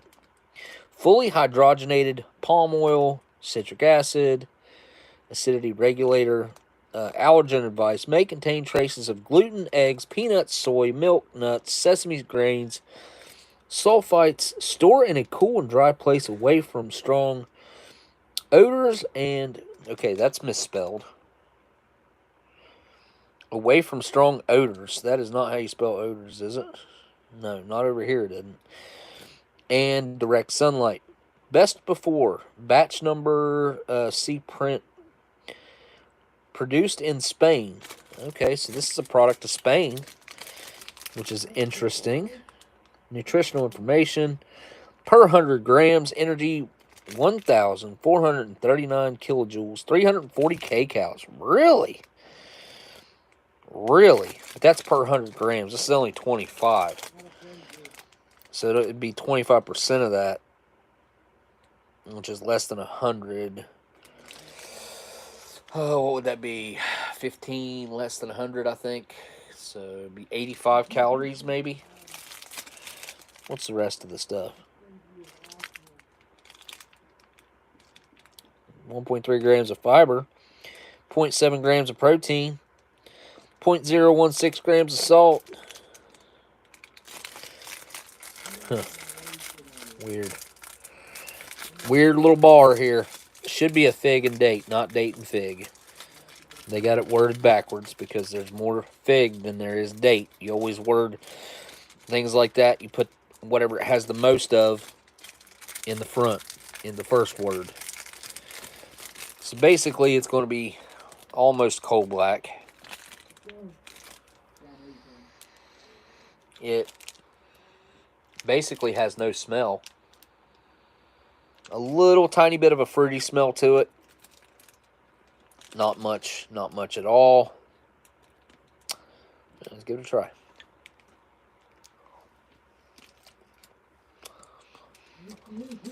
I'm a big fan of fig bars. Had that one a couple weeks ago. I saved the other half of it. Ate it like the other day. Really savored it. I mean, more or less, this tastes like a fig bar without the breading. Almost even kind of tastes like it's got the breading. it does taste a lot like a Fig Newton. A lot. As far as the date, I think the date pretty much tastes like a fig. Slightly fibrous because it's just all the fruit. That's all this is. Some oils and emulsifiers to hold it together.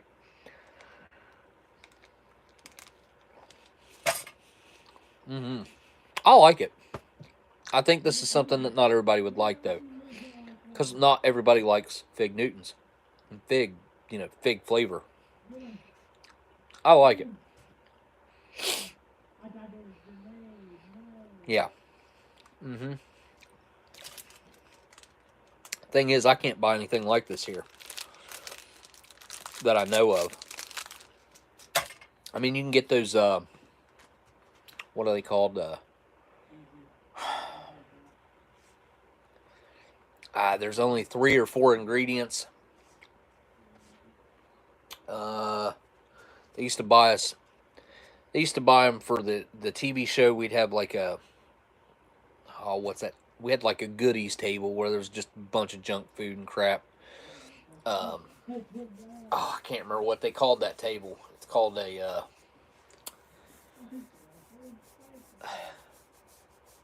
It's just slipping my mind right now for the TV show thing. But they'd have a bunch of snacks on there, and those bars were always on the table. And they're made of like a fruit paste. Craft table. Thanks, James. That's it. Couldn't remember.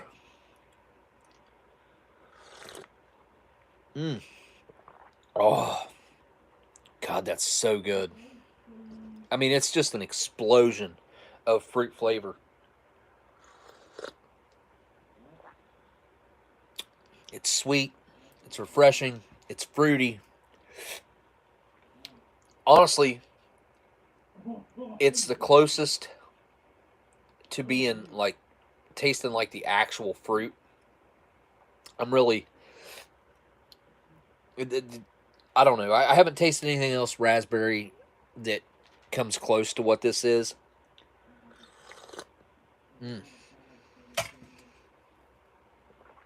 Actually, it could have used a little more water. It's really sweet. And you won't hear me say that very often. Usually I like to give them less water.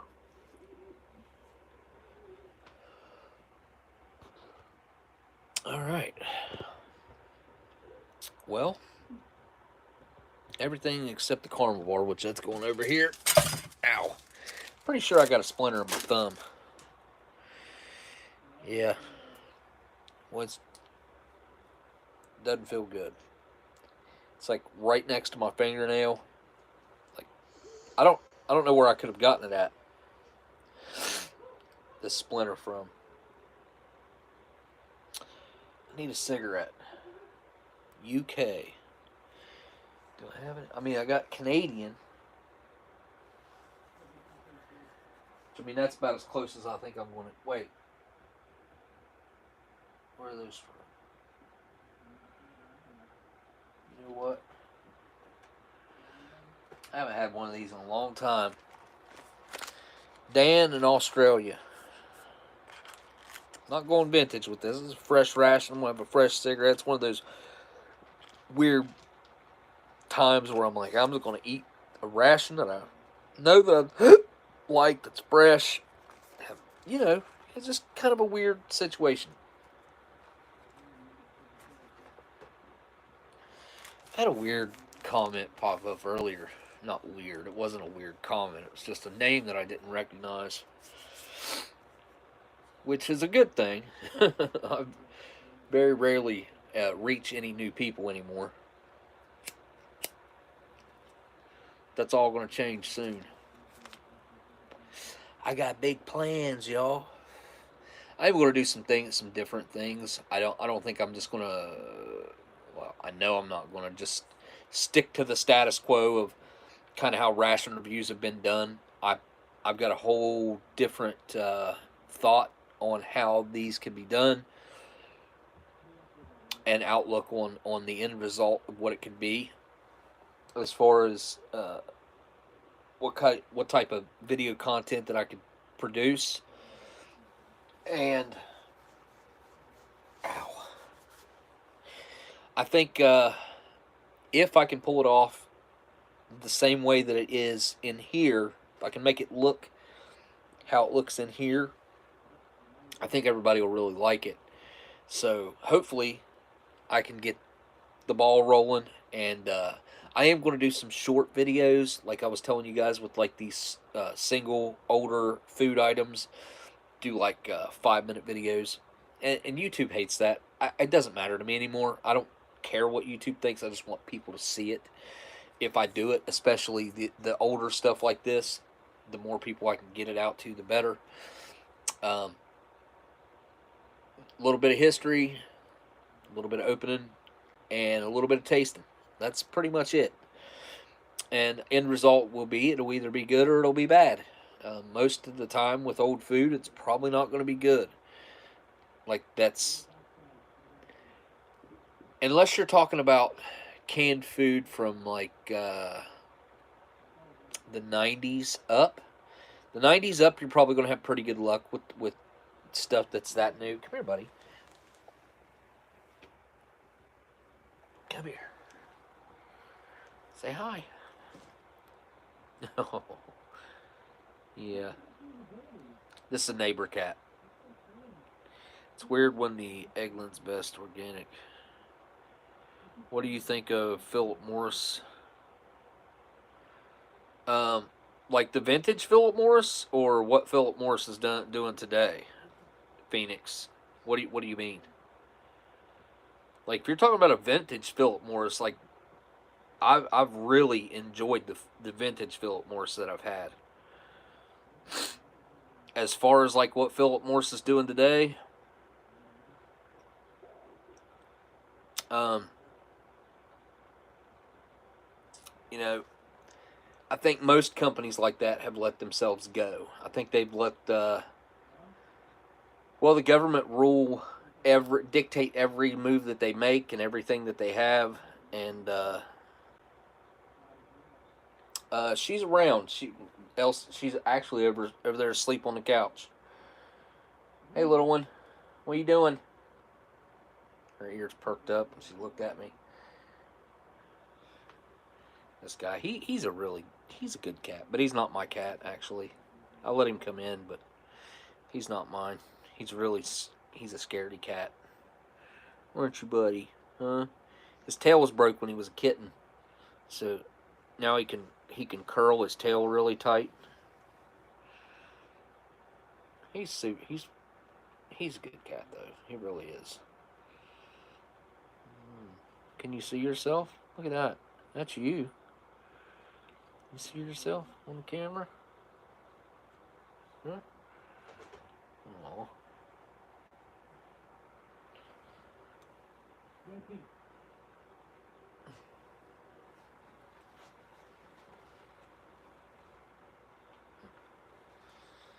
Okay.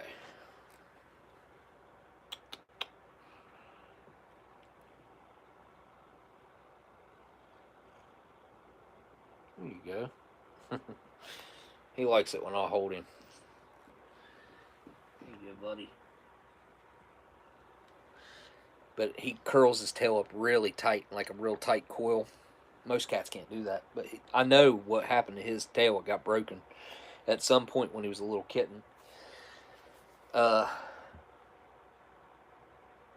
took his mom and got her fixed. It's the neighbor's cat.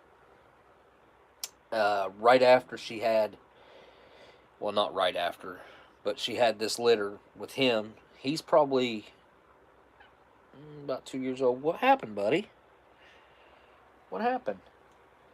Did you get something in your ear? I hear sirens.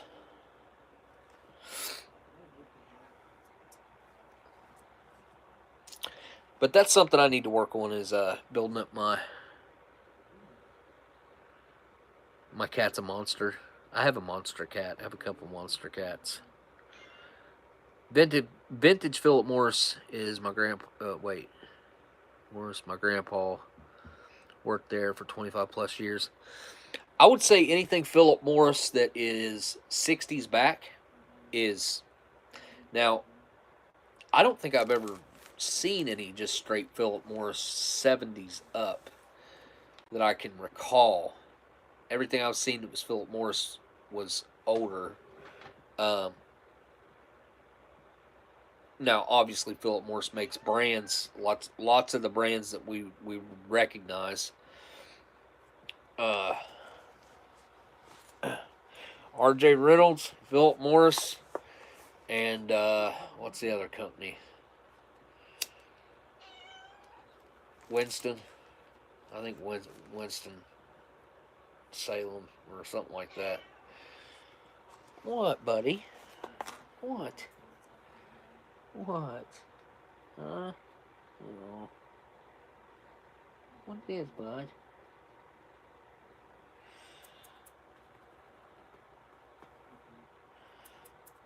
I don't really want to hold you, buddy.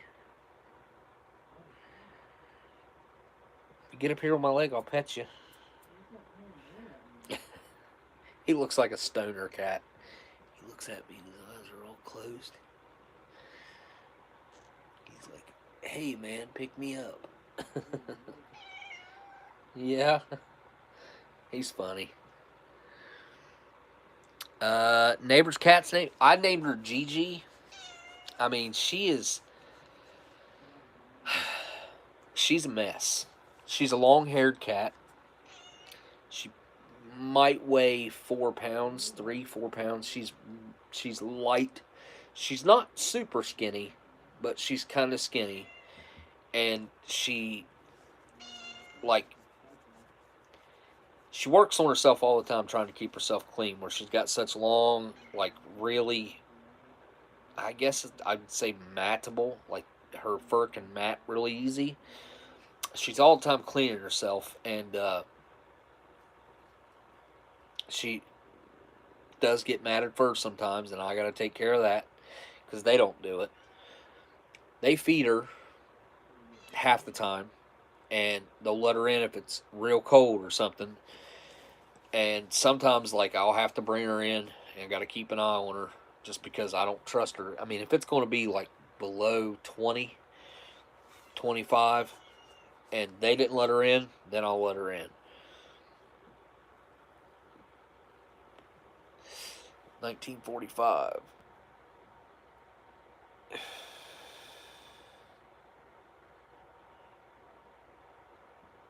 Only 12 years older than I am.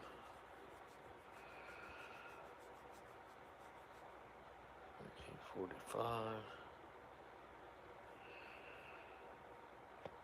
Born in 54. Oh, you had it backwards, Phoenix. 45, not 54. 45. Let's see, 60, 70. So, wait a minute. 60 would take us to 2005, 15, 70, 25, 80. So 2025, people that were born in 45 will be 85. Yeah, I got that right.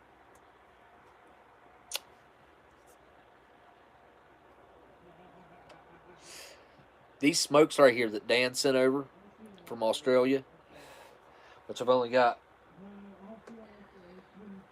ain't got very many left. 3 left. 3 of them. Although the pack is disgusting looking. I mean, you got Snagglefoot with gangrene. Quit line is 137848. If you want to quit, you live in Australia, dial 137848, and they'll help you quit for free. We have hotlines in West Virginia. I think there's a national hotline to quit smoking, and they'll help you out, provide you with the gum, the patches, whatnot. I definitely do need to quit.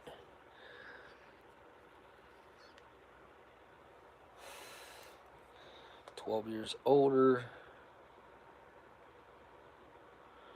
56. Not that much older than I am. You'd have been, let's see. Well, you're 16 years older than I am. You'd have been getting your driver's license when I was born. In 82. 82, you'd have been 16. Quitting's for quitters, no doubt. I want to be a quitter so bad. I do. I want that badge of dishonor. Nah, man, quitting smoking's definitely a good thing. I've done it, like, recent years, I've done it 3 different times. And the first time I did it, I felt like I was done. I was successful. I had kicked it. And then I had my leg ripped off at work. And when I went in the hospital, they put me on all these different pain medications and all this other, just all kinds of medications. And I'm laying in the hospital bed. And my mom and old lady are going outside smoking, coming back in just reeking of a cigarette. And I'm like, I want to smoke. Like, I want to smoke bad. So I started smoking again after that, which it's not an excuse. But I was basically bedridden for, over a year. And then after that, I could barely get around on a walker. I had a 2-year stint of just awfulness, just barely being able to get around at all. Which, don't get me wrong, there's plenty of people that's had it way worse than I have. So I say that all the time, and I try to downgrade what I had to deal with in my head.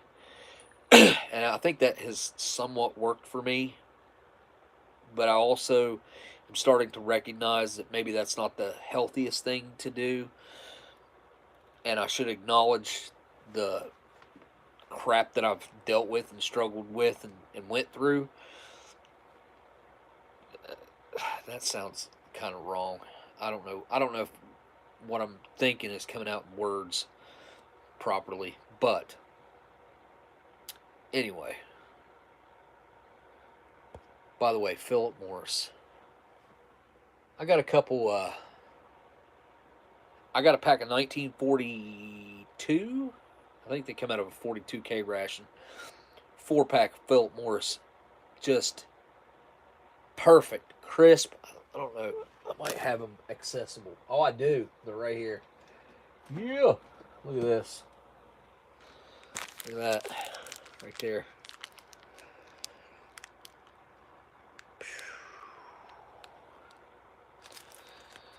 These are in perfect shape. Never been opened. Just looking prime for the smoking. At the time, they claimed to be America's finest cigarette, and they could have been right. I feel like they were steps above Camel at this point. And you had your Lucky Strikes, and you had Chesterfields that were, I would say, your more popular brands of the time.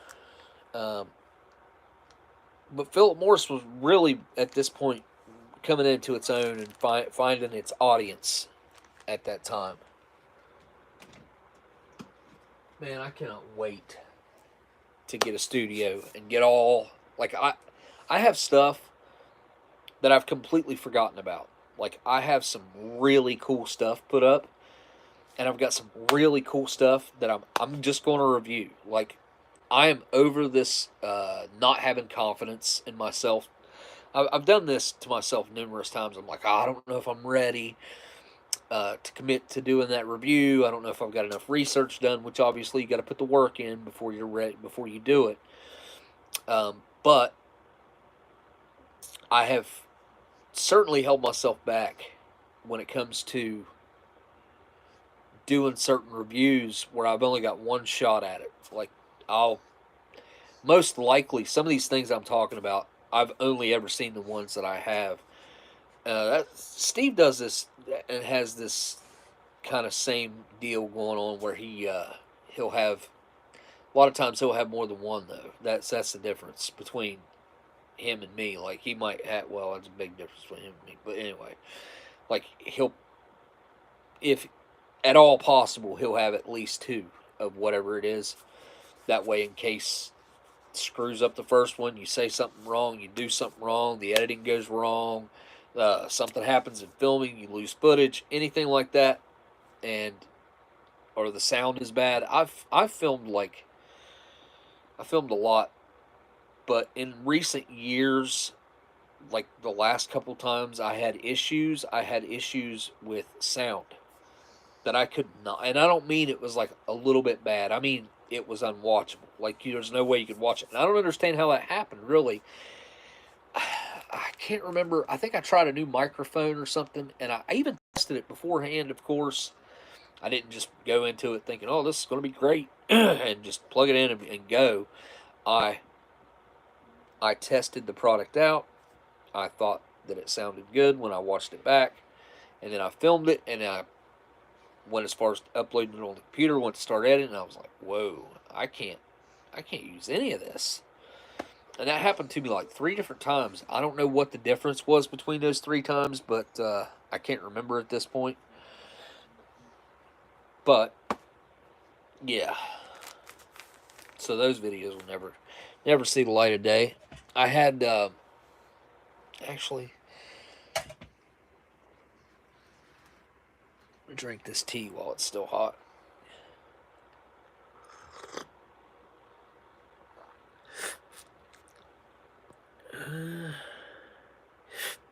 Fresh, free dozen glazed donuts during your birthday month. Oh, happy birthday, Daniel. Nothing can beat a hot off the line Krispy Kreme donut. And the last time I was in New York, which I lived there for quite a while, but this would have been March of 21, because it happened while I was there that it opened up. It must have opened end of February, beginning of March. They opened a hot and ready, or where you could get hot off the line Krispy Kreme donuts right there in Times Square. As a matter of fact, that's right. That's where I got this box at right here.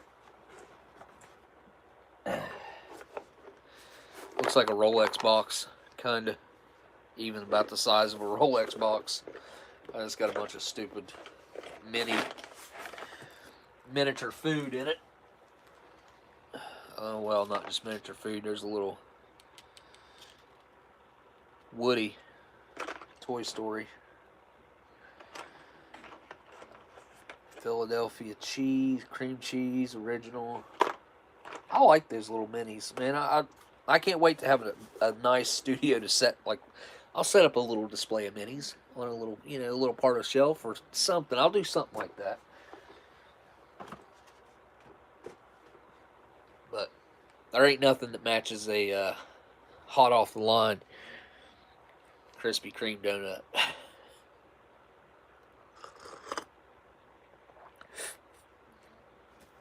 Oh, you're only 25? Yeah. Yeah. There's some other kids that come around. Karsten in Germany, I think he ain't been around for a minute, but he'd probably be 17 or 18 now. And then you got Emil, I think is how you pronounce his name that he changed to. He's probably 16 now. I think he's been around since he was about 14. Probably been a couple years. Hitting 40 in June, you're a year behind me then, Mike. Hang on, I gotta let my cat back in.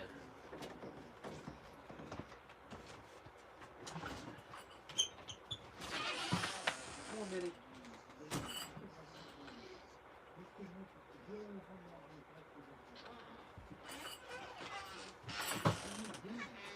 over here and say hi to everybody. It's my big baby. Hi. She's got that look like, what are you doing? Yeah. Yeah. You're a good cat. Real good cat. Yes, you are.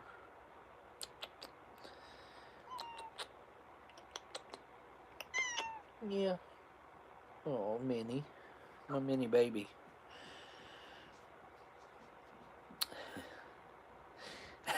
She's weirded out a little bit. It kind of looked like she was.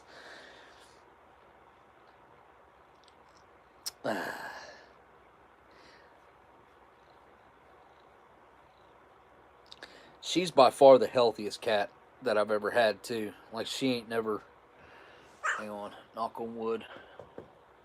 She ain't never had no issues or anything like that. The only thing she's ever had, going on is either the cheek that I'm rubbing right now or the other one. One of her cheeks will, like, swell up.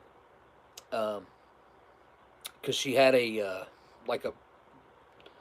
Oh, nope. Like a boil or something in it years ago. And it's a reoccurring swelling that she has on occasion now that'll happen. Honestly, it could happen once a year or once every other year. It's not like a common occurrence, but it's something I don't think has completely ever fully gone away. It's this cheek, because I can see it in the camera right there. Yeah, Minnie. Yeah, Minnie girl. There's a Minnie girl. She is 15. She's 14 or 15 years old.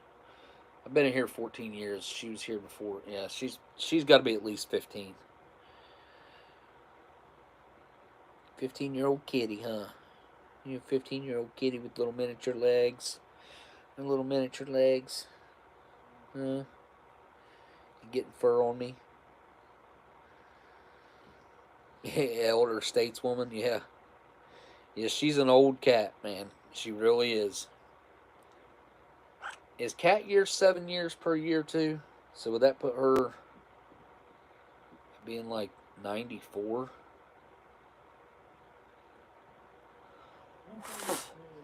Be 4 times 7 be 28. 98. Be 70 plus 28 be 98. I mean, she's aged really well, though. I'd say she's aged more like 4 years per year. 3 or 4 years per year. I'm going to have to put you down, honey.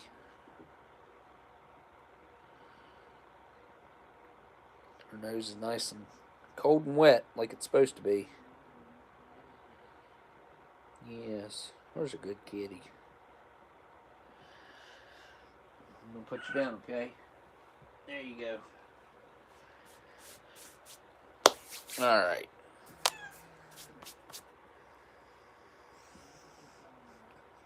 That's food or something. LeBron is the GOAT. Oh, no. No. Nope.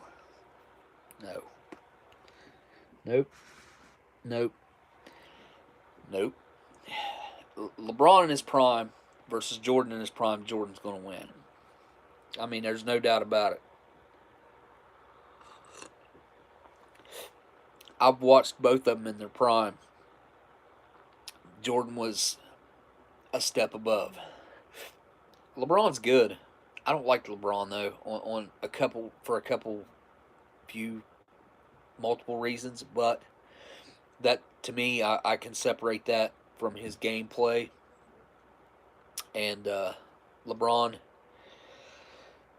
just he couldn't have beat Jordan 1-on-1. Never would have happened.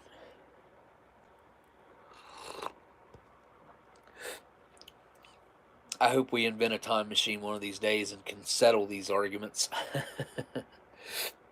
Jordan is the best there is, the best there was, and the best there ever will be. I don't foresee anyone ever topping Jordan.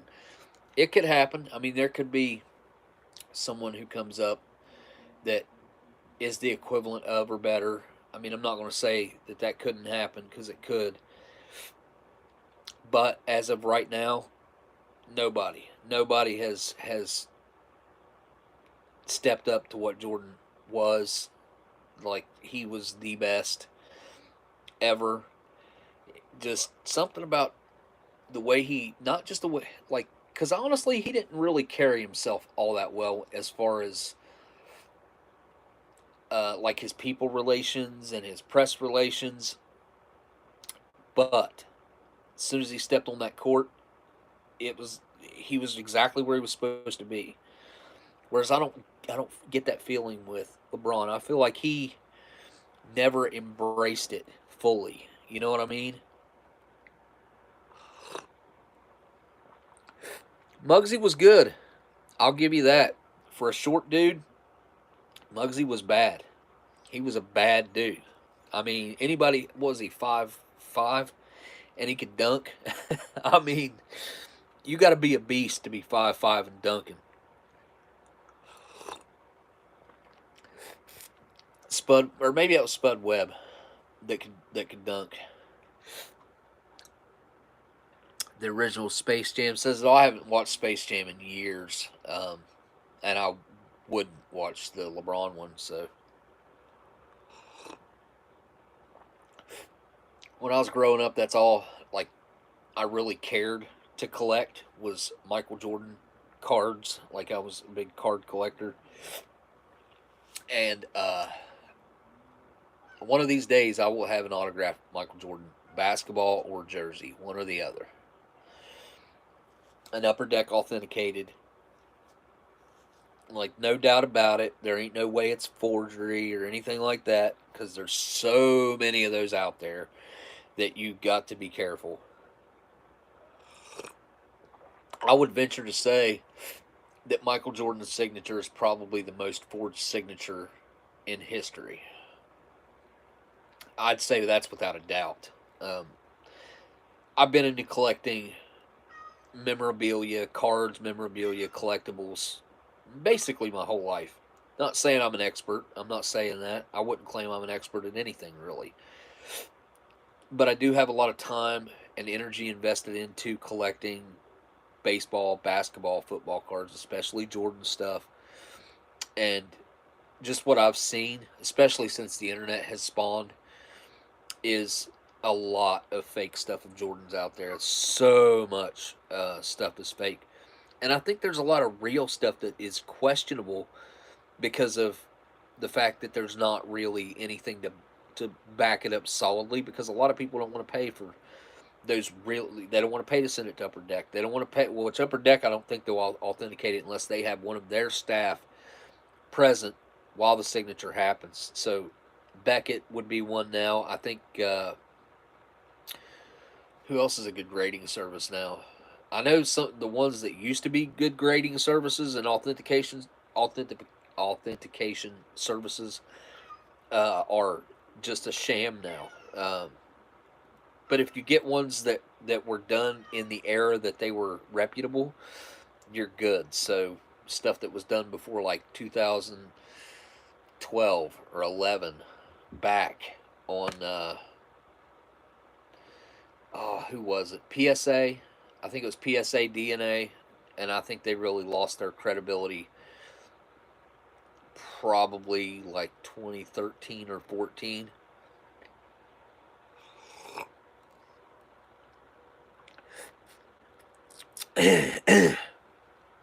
Your local high school played LeBron's in the state championship in 2002, so you're in Ohio.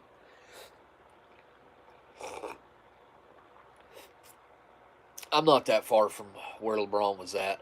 I got a card, a big. It's like an oversized card with a great big old chunk of the high school floor in it, and then I've got, of course, I've got a couple cards of Jordan's last game floor. I think it was a Lakers floor. I think. Let's see. I got an autographed LeBron James jersey. What else? I got an autographed Shaquille O'Neal jersey. I also got a Dennis Rodman jersey. autographed.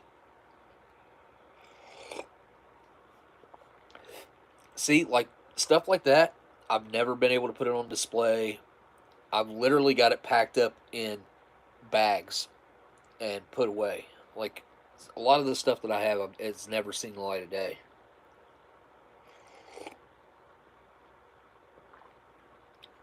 I'm drinking this cocoa with mint, but I mean, it's all right. I'd much prefer it to just be cocoa though, because I can taste the underlying flavor of what the cocoa would be if it was just by itself, and it'd be really good. And then you got the mint that's like, nope, I'm still here.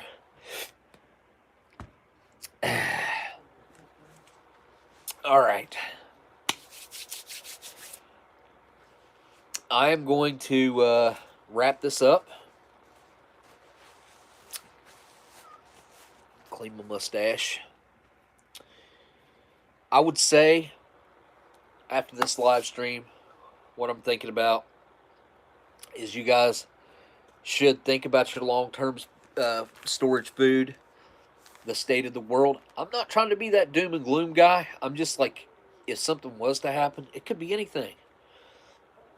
But a lot of weird stuff is going on. Not to say anything would happen or will happen, but you definitely can't live without food and water. You got to have water, a source for water, a way to either purify water, which you can do on a fire mainly, water purification tablets, life straw, something along those lines, or all of the above. I'm not saying to prep everything, but I would say that anything that you've seen that you've had trouble get, like, try to stock up, man, and buy food that you know that you like. I don't recommend buying cases of MREs to just that be your main source of food, because, like I mentioned earlier, there's going to be menus in there that are not going to be for you.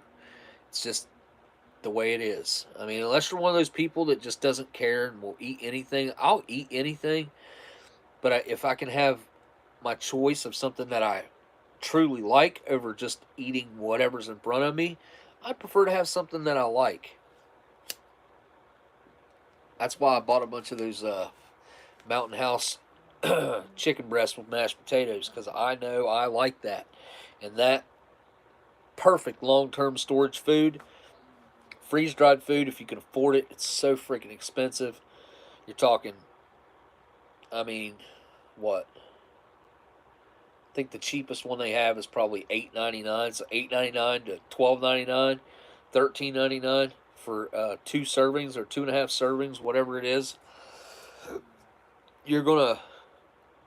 I mean, that's. I mean, I guess it's not horrible when you think about it. But when you actually cut that in half and think of that as your a whole, that's going to be your all you get for your meal. It's like, it's not very much food there. LC said, Smokey, look up Bill Bonner. He made a big prediction. There's a lot of people making a lot of predictions. I watched a guy on YouTube called Canadian Prepper. Thank you for the super chat, by the way, LC. There's a guy named Canadian Prepper I watch a little bit of. And if you ever talk to Bob Gaskin, Black Dog Bob, he's always got like this line of people that he knows that knows what's going to happen or whatever, and it's always bad. It's always bad stuff on the horizon, and I don't think that's the way to live your life, is to think about the doom and gloom, because it's certainly out there. But I was thinking about something yesterday, and there's in the grand scheme of things, there's a handful of bankers, very large company bankers, CEO bankers, and other super duper super rich people that are absolutely manipulating the system and us. They're manipulating the media. They admit this. It's not like I'm theorizing anything here. They admit it. They admit that they do this. There's been people come out. These are people we don't know, but it's people that are under them and are like, yeah, this is what's going on. So their whole goal is to divide and conquer. And they have been successful in dividing, especially our country, because a lot of the world kind of falls in line with how we are in America. I don't claim that to be a good thing or a bad thing. It's just, if you look at the way things play out, that's just the facts. That's just how it is. If we could all look past all the petty BS that doesn't really matter. I mean, some of the things matter, but they don't really matter. Look past it, put our differences aside for just a short period of time, and all say, all right, we're taking it back. We're taking back control of everything that we should have control of. We could do it in a week, but you can't get people to come together. It's like impossible.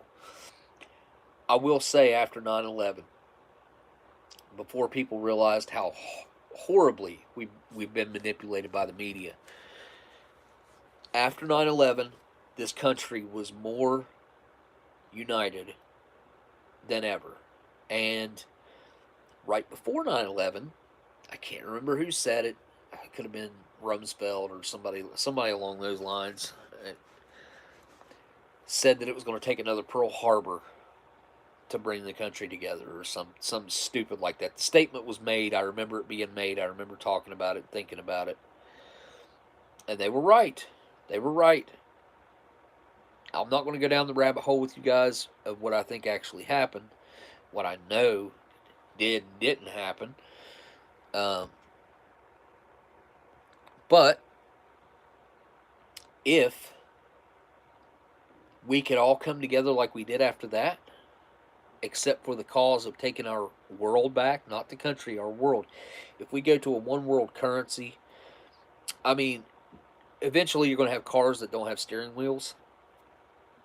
And let's say, like you have old parking tickets, or you had a speeding ticket or whatever. Instead of that car taking you where you want to go, you put it in a GPS. It's supposed to take you home. It's going to drive you to the police station, and it's not going to leave that police station until you pay those fines and it gets released on the computer.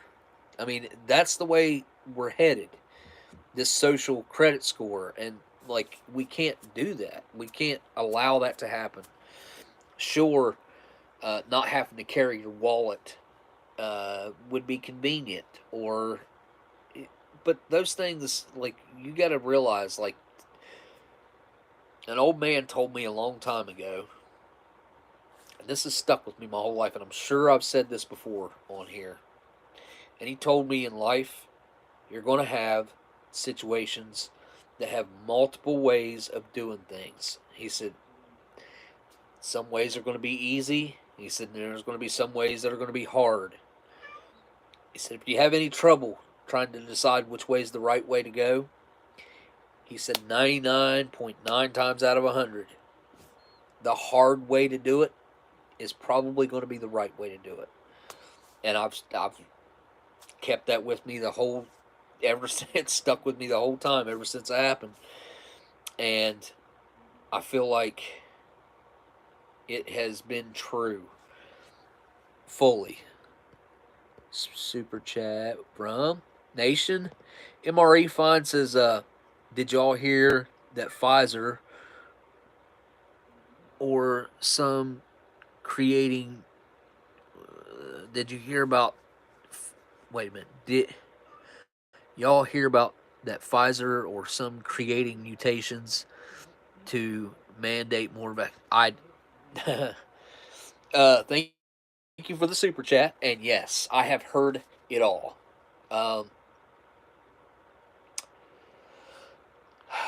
So I feel like there's a whole lot of room to talk on that subject, because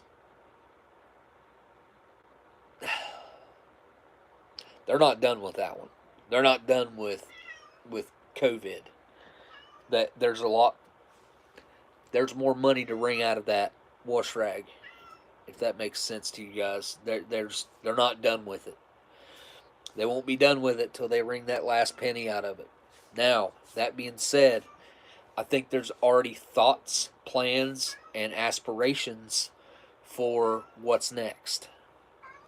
And the reason I say that is from listening to Bill Gates.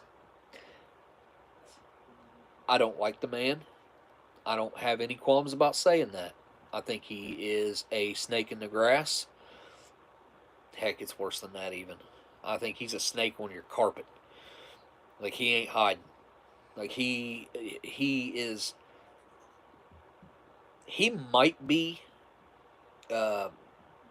tech smart, but when it comes to common sense and people smarts, street smarts, whatever you want, he's an idiot. He's an idiot. The guy doesn't have a lick of what I would call common sense. Because if you don't know what I'm talking about, or believe me, just watch it. Just watch some of the videos of just him talking. Doesn't have to be anybody else's commentary. Just watch what he's got to say, and it'll freak you out. And then I want you to find out what he's been doing. And it's not just him. These CEOs of Pfizer, the one, you got, look, this has all came out recently, and it gets way worse than this. This is just what they've told us and what they've exposed. You got that FBI agent that was working for Russia, one of the guys that was pushing the whole Russian agenda against Trump, that just got, I don't know if they arrested him or what they done with him. I saw the article and I didn't really read it. I just read the headline and was like, holy crap. So the Russian collusion, when he was the one colluding with Russia the whole time, and they just got him on it. One of them. I can't remember what I was going to say now. Anyway, you got him. You got all these politicians that are in so deep that they can't see light anymore at the bottom. They're at the bottom of the ocean. There's no light above them anymore. You know, they're sank already. They're so deep in the darkness that you can't save them. Like, these guys shouldn't be politicians. There should be term limits on all that stuff. We need to shrink our government by 85%. I feel like most of it's just fluff. I understand why they do what they do. I understand why they send money to the places they send money to. I think I actually finally get it. Like, I'm finally understanding why a lot of the things that have been done and have happened in the recent past. And I'm talking over the last 60 years, 50, 60 years. It's just gotten progressively worse. Like, and you got Joe Biden, who's been right there, like, taking these bribes. He's been taking, like, and if you voted for the guy, I mean, I ain't got nothing against anybody who did. I just, I have to say, you must have been misinformed. Like, there's no way you knew what I knew at the time. You know what I'm saying? I'm not saying, like, it's but I also don't understand, I don't believe that someone who didn't leave the basement for the entire campaign, more or less, not 100%, but more or less, got the most votes in history. Didn't happen. Way too many dead people voted. Way too many double votes. Way too many harvested. I mean, all that happened. All of it. Sometimes you can't show people what happened, or because I was paying attention as it happened. but you can't show people what happened and then believe you. They think that you're trying to manipulate them in some way, or it's all fake, or or they just don't want to hear it. Sometimes that's the case, man. I mean, sometimes people just are absolutely turtle shell on their head, hard headed. Like, that's the problem. I feel like I don't know that we can get through to all these people. Um, I've been thinking recently myself about what could I do to make a difference. Should I try to get into politics? Should I take that next step and actually go that direction? It's not an easy decision to make. Not for me, it isn't. I don't know if that's what I want out of my life, for my future, and for my family to have to deal with. But, uh, you know, um, maybe that's the way to go. I feel like being open to listening to the people that you work for is key if you're going to be in politics, is listening to your constituents. You work for them. It's not the other way around. They don't work for you. Like, you work for them. You're there to do the bidding for them. That's why they elected you. That's why they put you in office. That's why they put you in that position, is to do what they want you to what they want you to do, and be their voice. So maybe not. I've met plenty of people that voted for and like Joe Biden. I can't say I understand it, but I can't knock them. I can't. I think what happens with a lot of I'll put it this way. I think a lot of times when you encounter someone who is head over heels liking Joe Biden and what he has or hasn't done, day one, like, let's be honest, day one that he went into office, like the pipeline, done. Do I think that there's climate change? This all stems from what I just said. Yes, slightly, maybe, actually. Um, do I think that we're polluting the world with plastics and trash and everything? Yeah. Oh, yeah. Absolutely. But carbon's not our problem. Carbon's not our. That's not the enemy here. The enemy is trash. It's plastic. It's food trash. It's throwing away all the. When I say food, I'm talking like, you're not just throwing away biodegradable food. You're throwing away the food in the packaging. You see what I'm saying? If it was just the food, sure, nothing wrong with that. It'll compost. It'll whatever. But you're not doing that. You're throwing away the packaging that it's held in, and that's not going to go away for a million years. You know what I mean? So, I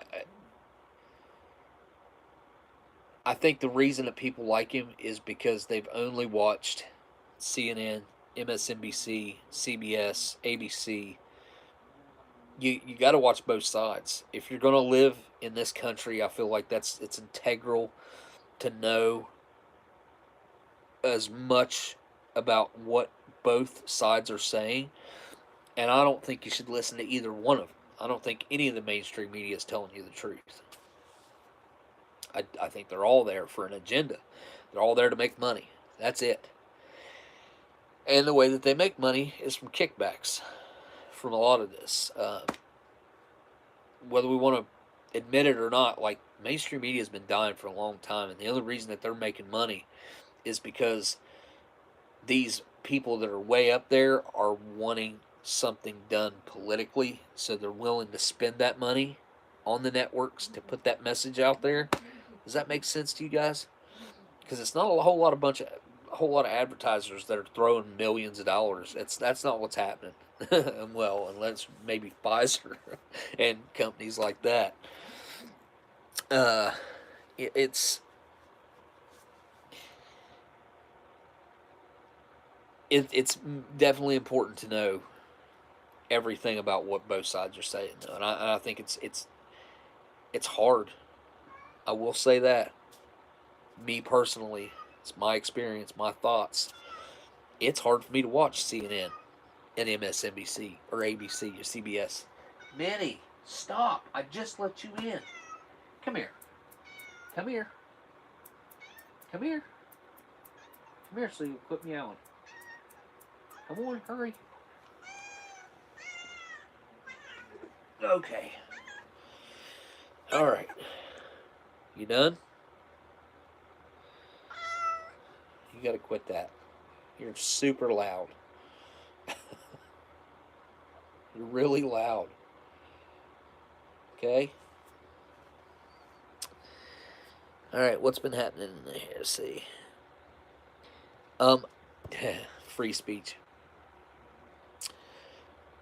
So, I think that's extremely important, but I think we've lost a lot of our freedom of speech because most of our speech is happening on platforms like this: Twitter, YouTube, Instagram.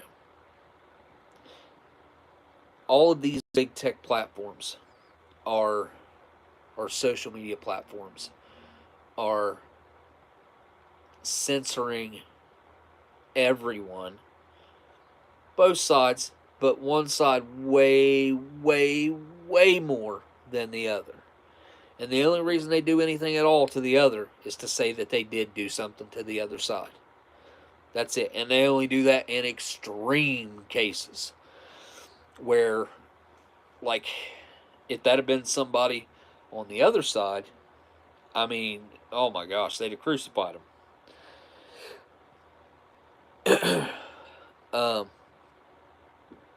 Yeah, Rumble. I know. I'll tell you guys why I'm not fully behind Rumble. And I know Dan Bongino and all that. I get it. Trust me, I'm plugged into this whole situation. What's going on? What the whole, I guess the whole game is right now. And I fully believe, I hope I'm wrong. I hope that Dan Bongino and the other owners are there running that company strictly to compete and to be an alternative. But here's what I think. You know, you guys can. Hopefully, this never happens. But here's what I think is going to happen. I think they're going to get it built up to the point to where they're competing. They're going to get Crowder over there. That's going to bring. I mean, he had 150. Was 130 million. It was some ungodly number. Watching his live stream election night. It was the most live stream viewers for something like that ever recorded or something. Anyways, I think he'll end up bringing a lot of people over that direction. I think there's nowhere for people that are conservative to go, so they're all going to float over that way. And as soon as they become actually competitive, they're going to sell out. They're going to sell Rumble, and Google will own it. Google or a subsidiary of Google will own Rumble, and you'll see the exact same policies over there that are here. He's going to start his own network. Yeah, Daniel, I seen that Crowder, well, he's going through the whole process right now, and a lot of people have seen it because of the falling out, I guess you'd call it a falling out that he had with Daily Wire. But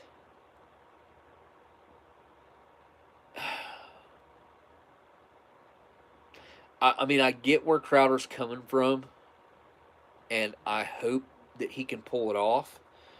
But I think once he tries to start his own network and starts trying to run his own network, he's going to realize that he's going to have to implement a lot of these same things in a contract that he has a problem with.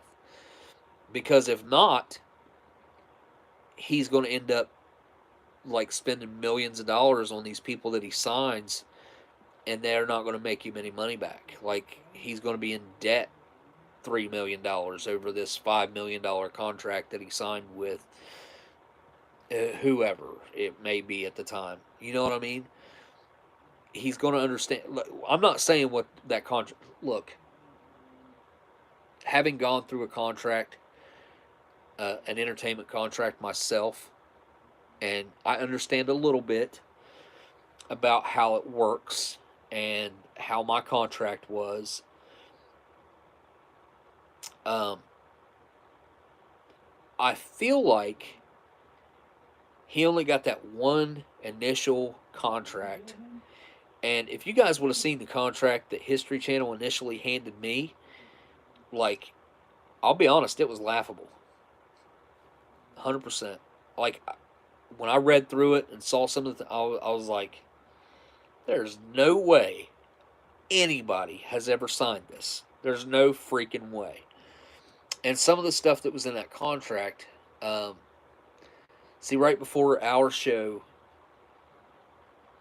like the year before our show, they had this this show where they were like, these guys were getting stung by bees on purpose, getting bit by snakes on purpose. Honestly, I think pretty stupid. I know there's that Cody guy that does it on YouTube, and he makes an absolute fortune doing it. I'm talking a lot of money. Way, I mean, I couldn't even.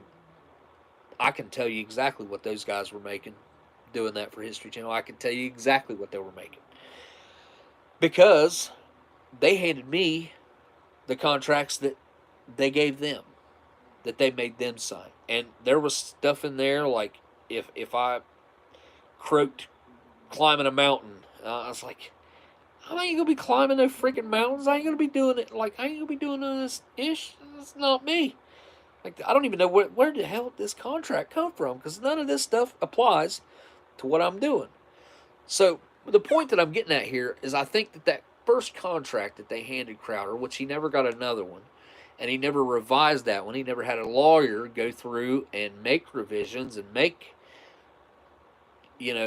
cliff notes and say this got to go, this got to change, this got to go, this got to go, this got to go. That never happened.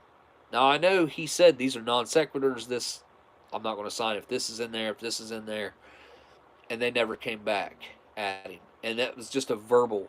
Like, there was never a written, there was nothing official about what they'd done.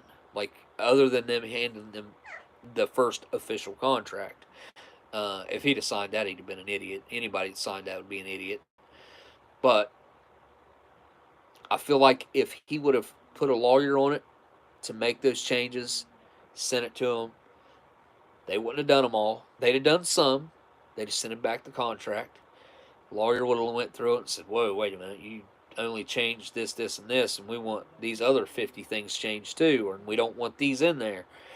And they made those changes on the new revised ones, sent it back.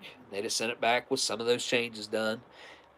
I went back and forth probably 5 times at least with History Channel, and I did. It was probably the 5th or 6th contract. I think I filmed for like 2 weeks without a contract, with nothing. I can't believe they allowed it to happen, honestly. But, and I told them I was fine with doing that as long as they thought we was going to be able to come up with a contract. And I told them that, I said, if there's anything that I've said is something that you don't think that you can do, then there's no point in us going any further, because you guys have no clue how close it means shit hit the fan. Sorry, I thought everybody knew that. LC, yeah. But go on, Minnie. Go on, I can't hold you the whole time. Yeah, I was that close to not signing a contract with History Channel. Like it was. I mean, it could have went either way. And it came down to that last day where they were like, "All right, if it doesn't get done today, we're done." And I was like, "All right, yeah, cool. If it doesn't get done today, I'm done. I'm fine with that." And they made the changes that were necessary to make. Went back to my lawyer. He looked it over. Was like, "Yep, everything looks good. Made the changes. It's done." I did not have a talent director. I did not have a what's it called, a manager. I didn't have any of that. Uh, what's the I don't know, whatever. But luckily, I had a really cool lawyer, um, and his name is Tim. And if any of you guys ever need a lawyer and you're in the New York area, let me know. Seriously, I can recommend one of the best lawyers probably in the country. He is awesome at what he does, and he's just an awesome dude all around. So if you legit need help, I mean, he's a maritime lawyer, but he does other stuff too. So I've been thinking a lot about paranormal stuff lately too. I think just because stuff I've dealt with and stuff that's happened, and also the area I live in. All right, I'll talk your guys' ears off. I'm going to get off of here. It was kind of fun tonight. Like I said, picking out a meal that I would typically have left stored for my future, just in case anything was to ever happen. Crap hit the fan. Uh, but I decided tonight I wanted to eat something that I'd actually want to eat, versus just picking out an MRE that most of the time isn't something that I would typically want to eat. So, that made me think of something else too, real quick before I do the signing off thing. If anybody knows where I can get my hands on a 2009, it's either 2008 or 9 to 2011 or 12, in that range right there, let's say somewhere in between 8 and 12, they made a buffalo chicken MRE. I have had it. I loved it. And I want to find at least one more, because I want to do a proper review of that.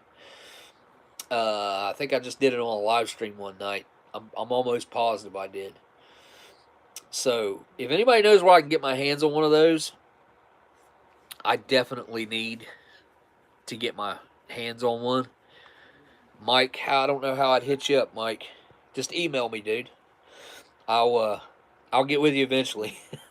I check my email at least usually once a week. I'm horrible with email. Get mad at me if you want. But I do get back to them. I do, I promise. I'll have to dig through the stash and see if I have one. Daniel, if you do, man, heck yeah. I'd buy that sucker off of you in a heartbeat. I haven't seen a buffalo chicken MRE come up for sale or anything like that in at least 4 or 5 years. It's been a long time. And I usually, I keep my eyes open on that. But I haven't looked for like full cases, because I'm not buying a whole case for one MRE. I'm not doing it. I'm not that guy. I'm sure I could make my money back selling them individually. I just don't. That's too much effort for. It's just, and then you got people that are paying $20 for an MRE plus shipping. It's like, man, that ain't right. That ain't right. I don't feel right about it. It ain't right, man. An MRE shouldn't be anything more in today's world with the economy. It shouldn't be any more than $7 per MRE, and then shipping. And shipping should be like whatever a bubble envelope is, unless you do more than one. And then whatever just shipping should be cost, whatever it costs to ship. The cheapest way.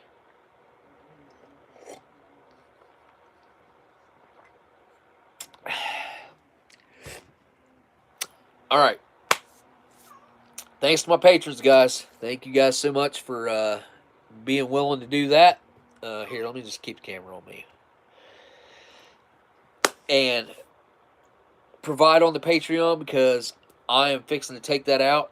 And I guess I'm going to actually make some large purchases with it. Because here's the thing. Like today, there was a Ration Combat individual that was in a square box, not a rectangle box. It sold for $400 for and the accessory packet had a hole in it, and I'm pretty sure it had a bug hole in it. So the smoke's probably toast, probably no good. Not going to guarantee it, but I'm going to say based on what I've seen, probably no good. Had 3 B units that were 1 or 2 would have been probably okay. The other ones, probably 2 of them had jam in them. At least one of them for sure had jam in it, would be no good. So there might be 2, maybe, edible B units. And then there's the accessory packet that might be decent for display. The only thing is, it's the only one I've ever seen. But $400? $400? Was bidding at $300. Let's see. I can tell you what I bid last, because I bid above that. I was the last person to bid, like to put a bid in. The other person had already bid way up there, probably Steve or somebody like that. I'll tell you here in a second what I bid, because I can't remember.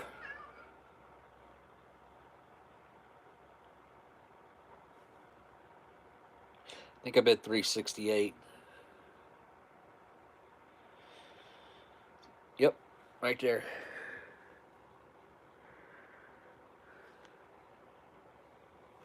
Oh.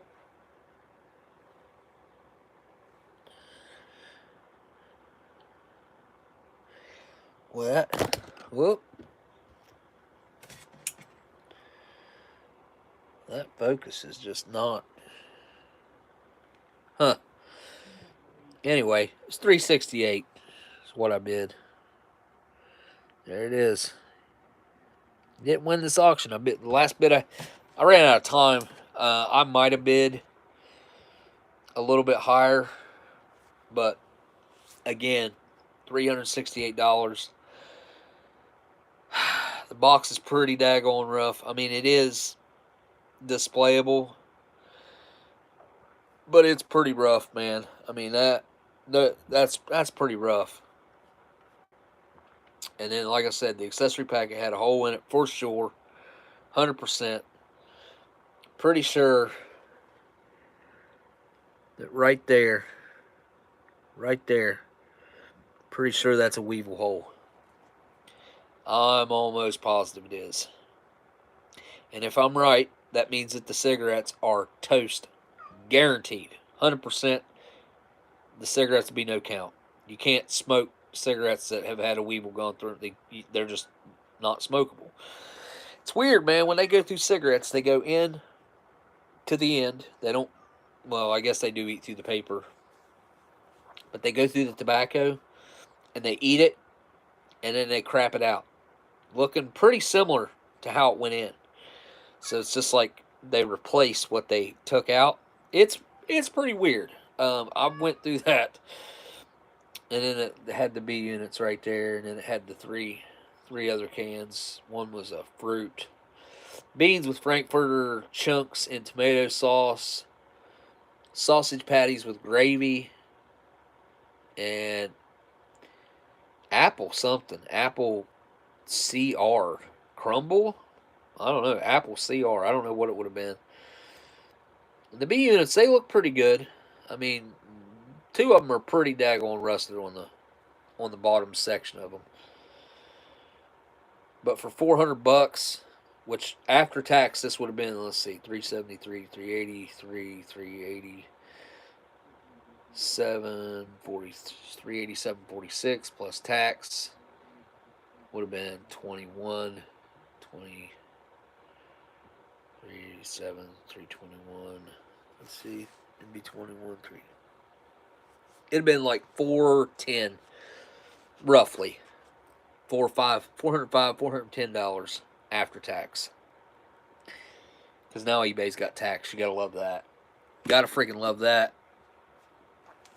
How much you think your taxes are going to go up this year, guys? I know I was signing out, but how much you think your taxes are going to go up this year?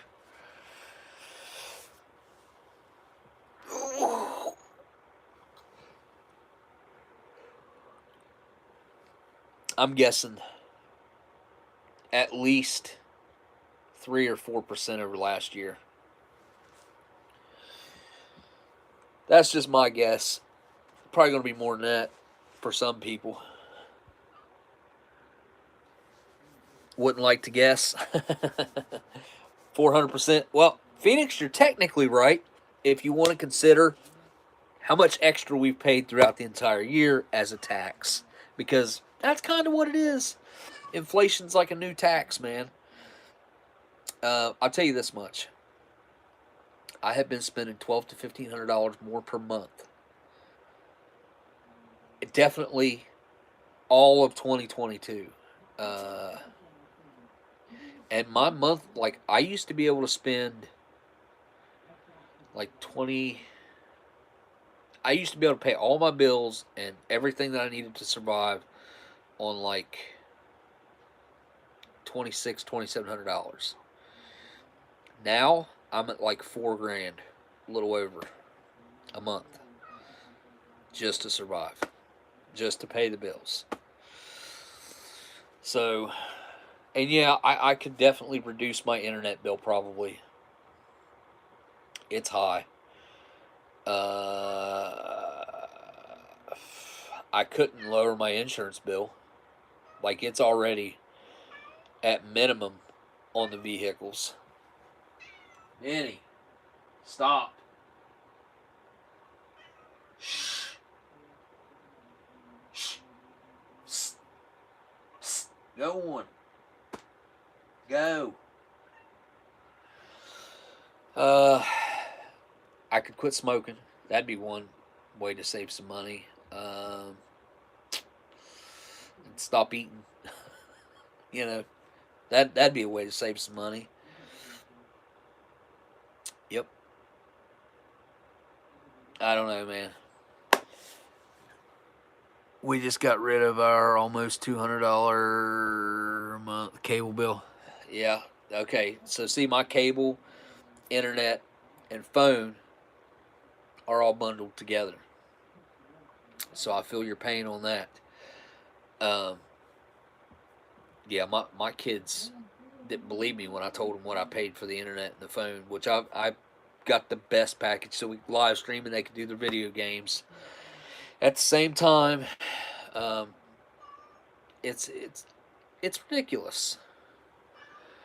Ditch satellite TV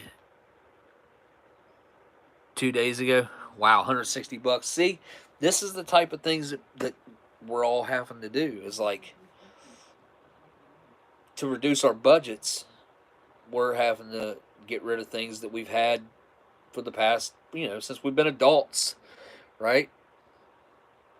Kind of weird to have to do stuff like that. Not that it's a bad thing or anything. It is a bad thing because we're still, even though you just dropped your cable and you dropped your satellite, you're still spending way more every month. Guaranteed. I mean, you should, you did that because why not? All right, I can use internet if you still got internet service to just watch like streaming services. Minnie, stop. Stop. Stop. Psst. Go on. Go. Go. Go. Psst. Wow. Okay. All right, I'm signing off. I've been full of hot air tonight, guys. I appreciate you guys hanging out, listening to me blabber. I'll be back next Saturday for sure. Maybe I might come in later in this week and maybe finish the rest of this ration. This might sound a little weird. I'm going to probably add some water to that steak, vegetable, and dumplings. Just a little bit, not much, but just enough to thin it out a little bit. Heat it up and see how that is. The peanuts taste like MRE food. They have a weird packaging flavor. Something. They're good. Just weird. Alright. I'll definitely see you Saturday. Maybe before then, depending on how this week goes and what happens. And, yeah. Awesome hanging out with you guys. I'm glad to see everybody in the chat tonight. Again, thanks to my patrons. Check out that whole list of stuff in my description of people. Go subscribe to their channels. It's just a community, you know. Help each other out. Every subscriber counts. Don't forget that like or dislike, thumb up or down, either way. And, yeah. I guess all I got left to do now is say thank you guys for watching. And I'll see y'all on the next live stream. Later.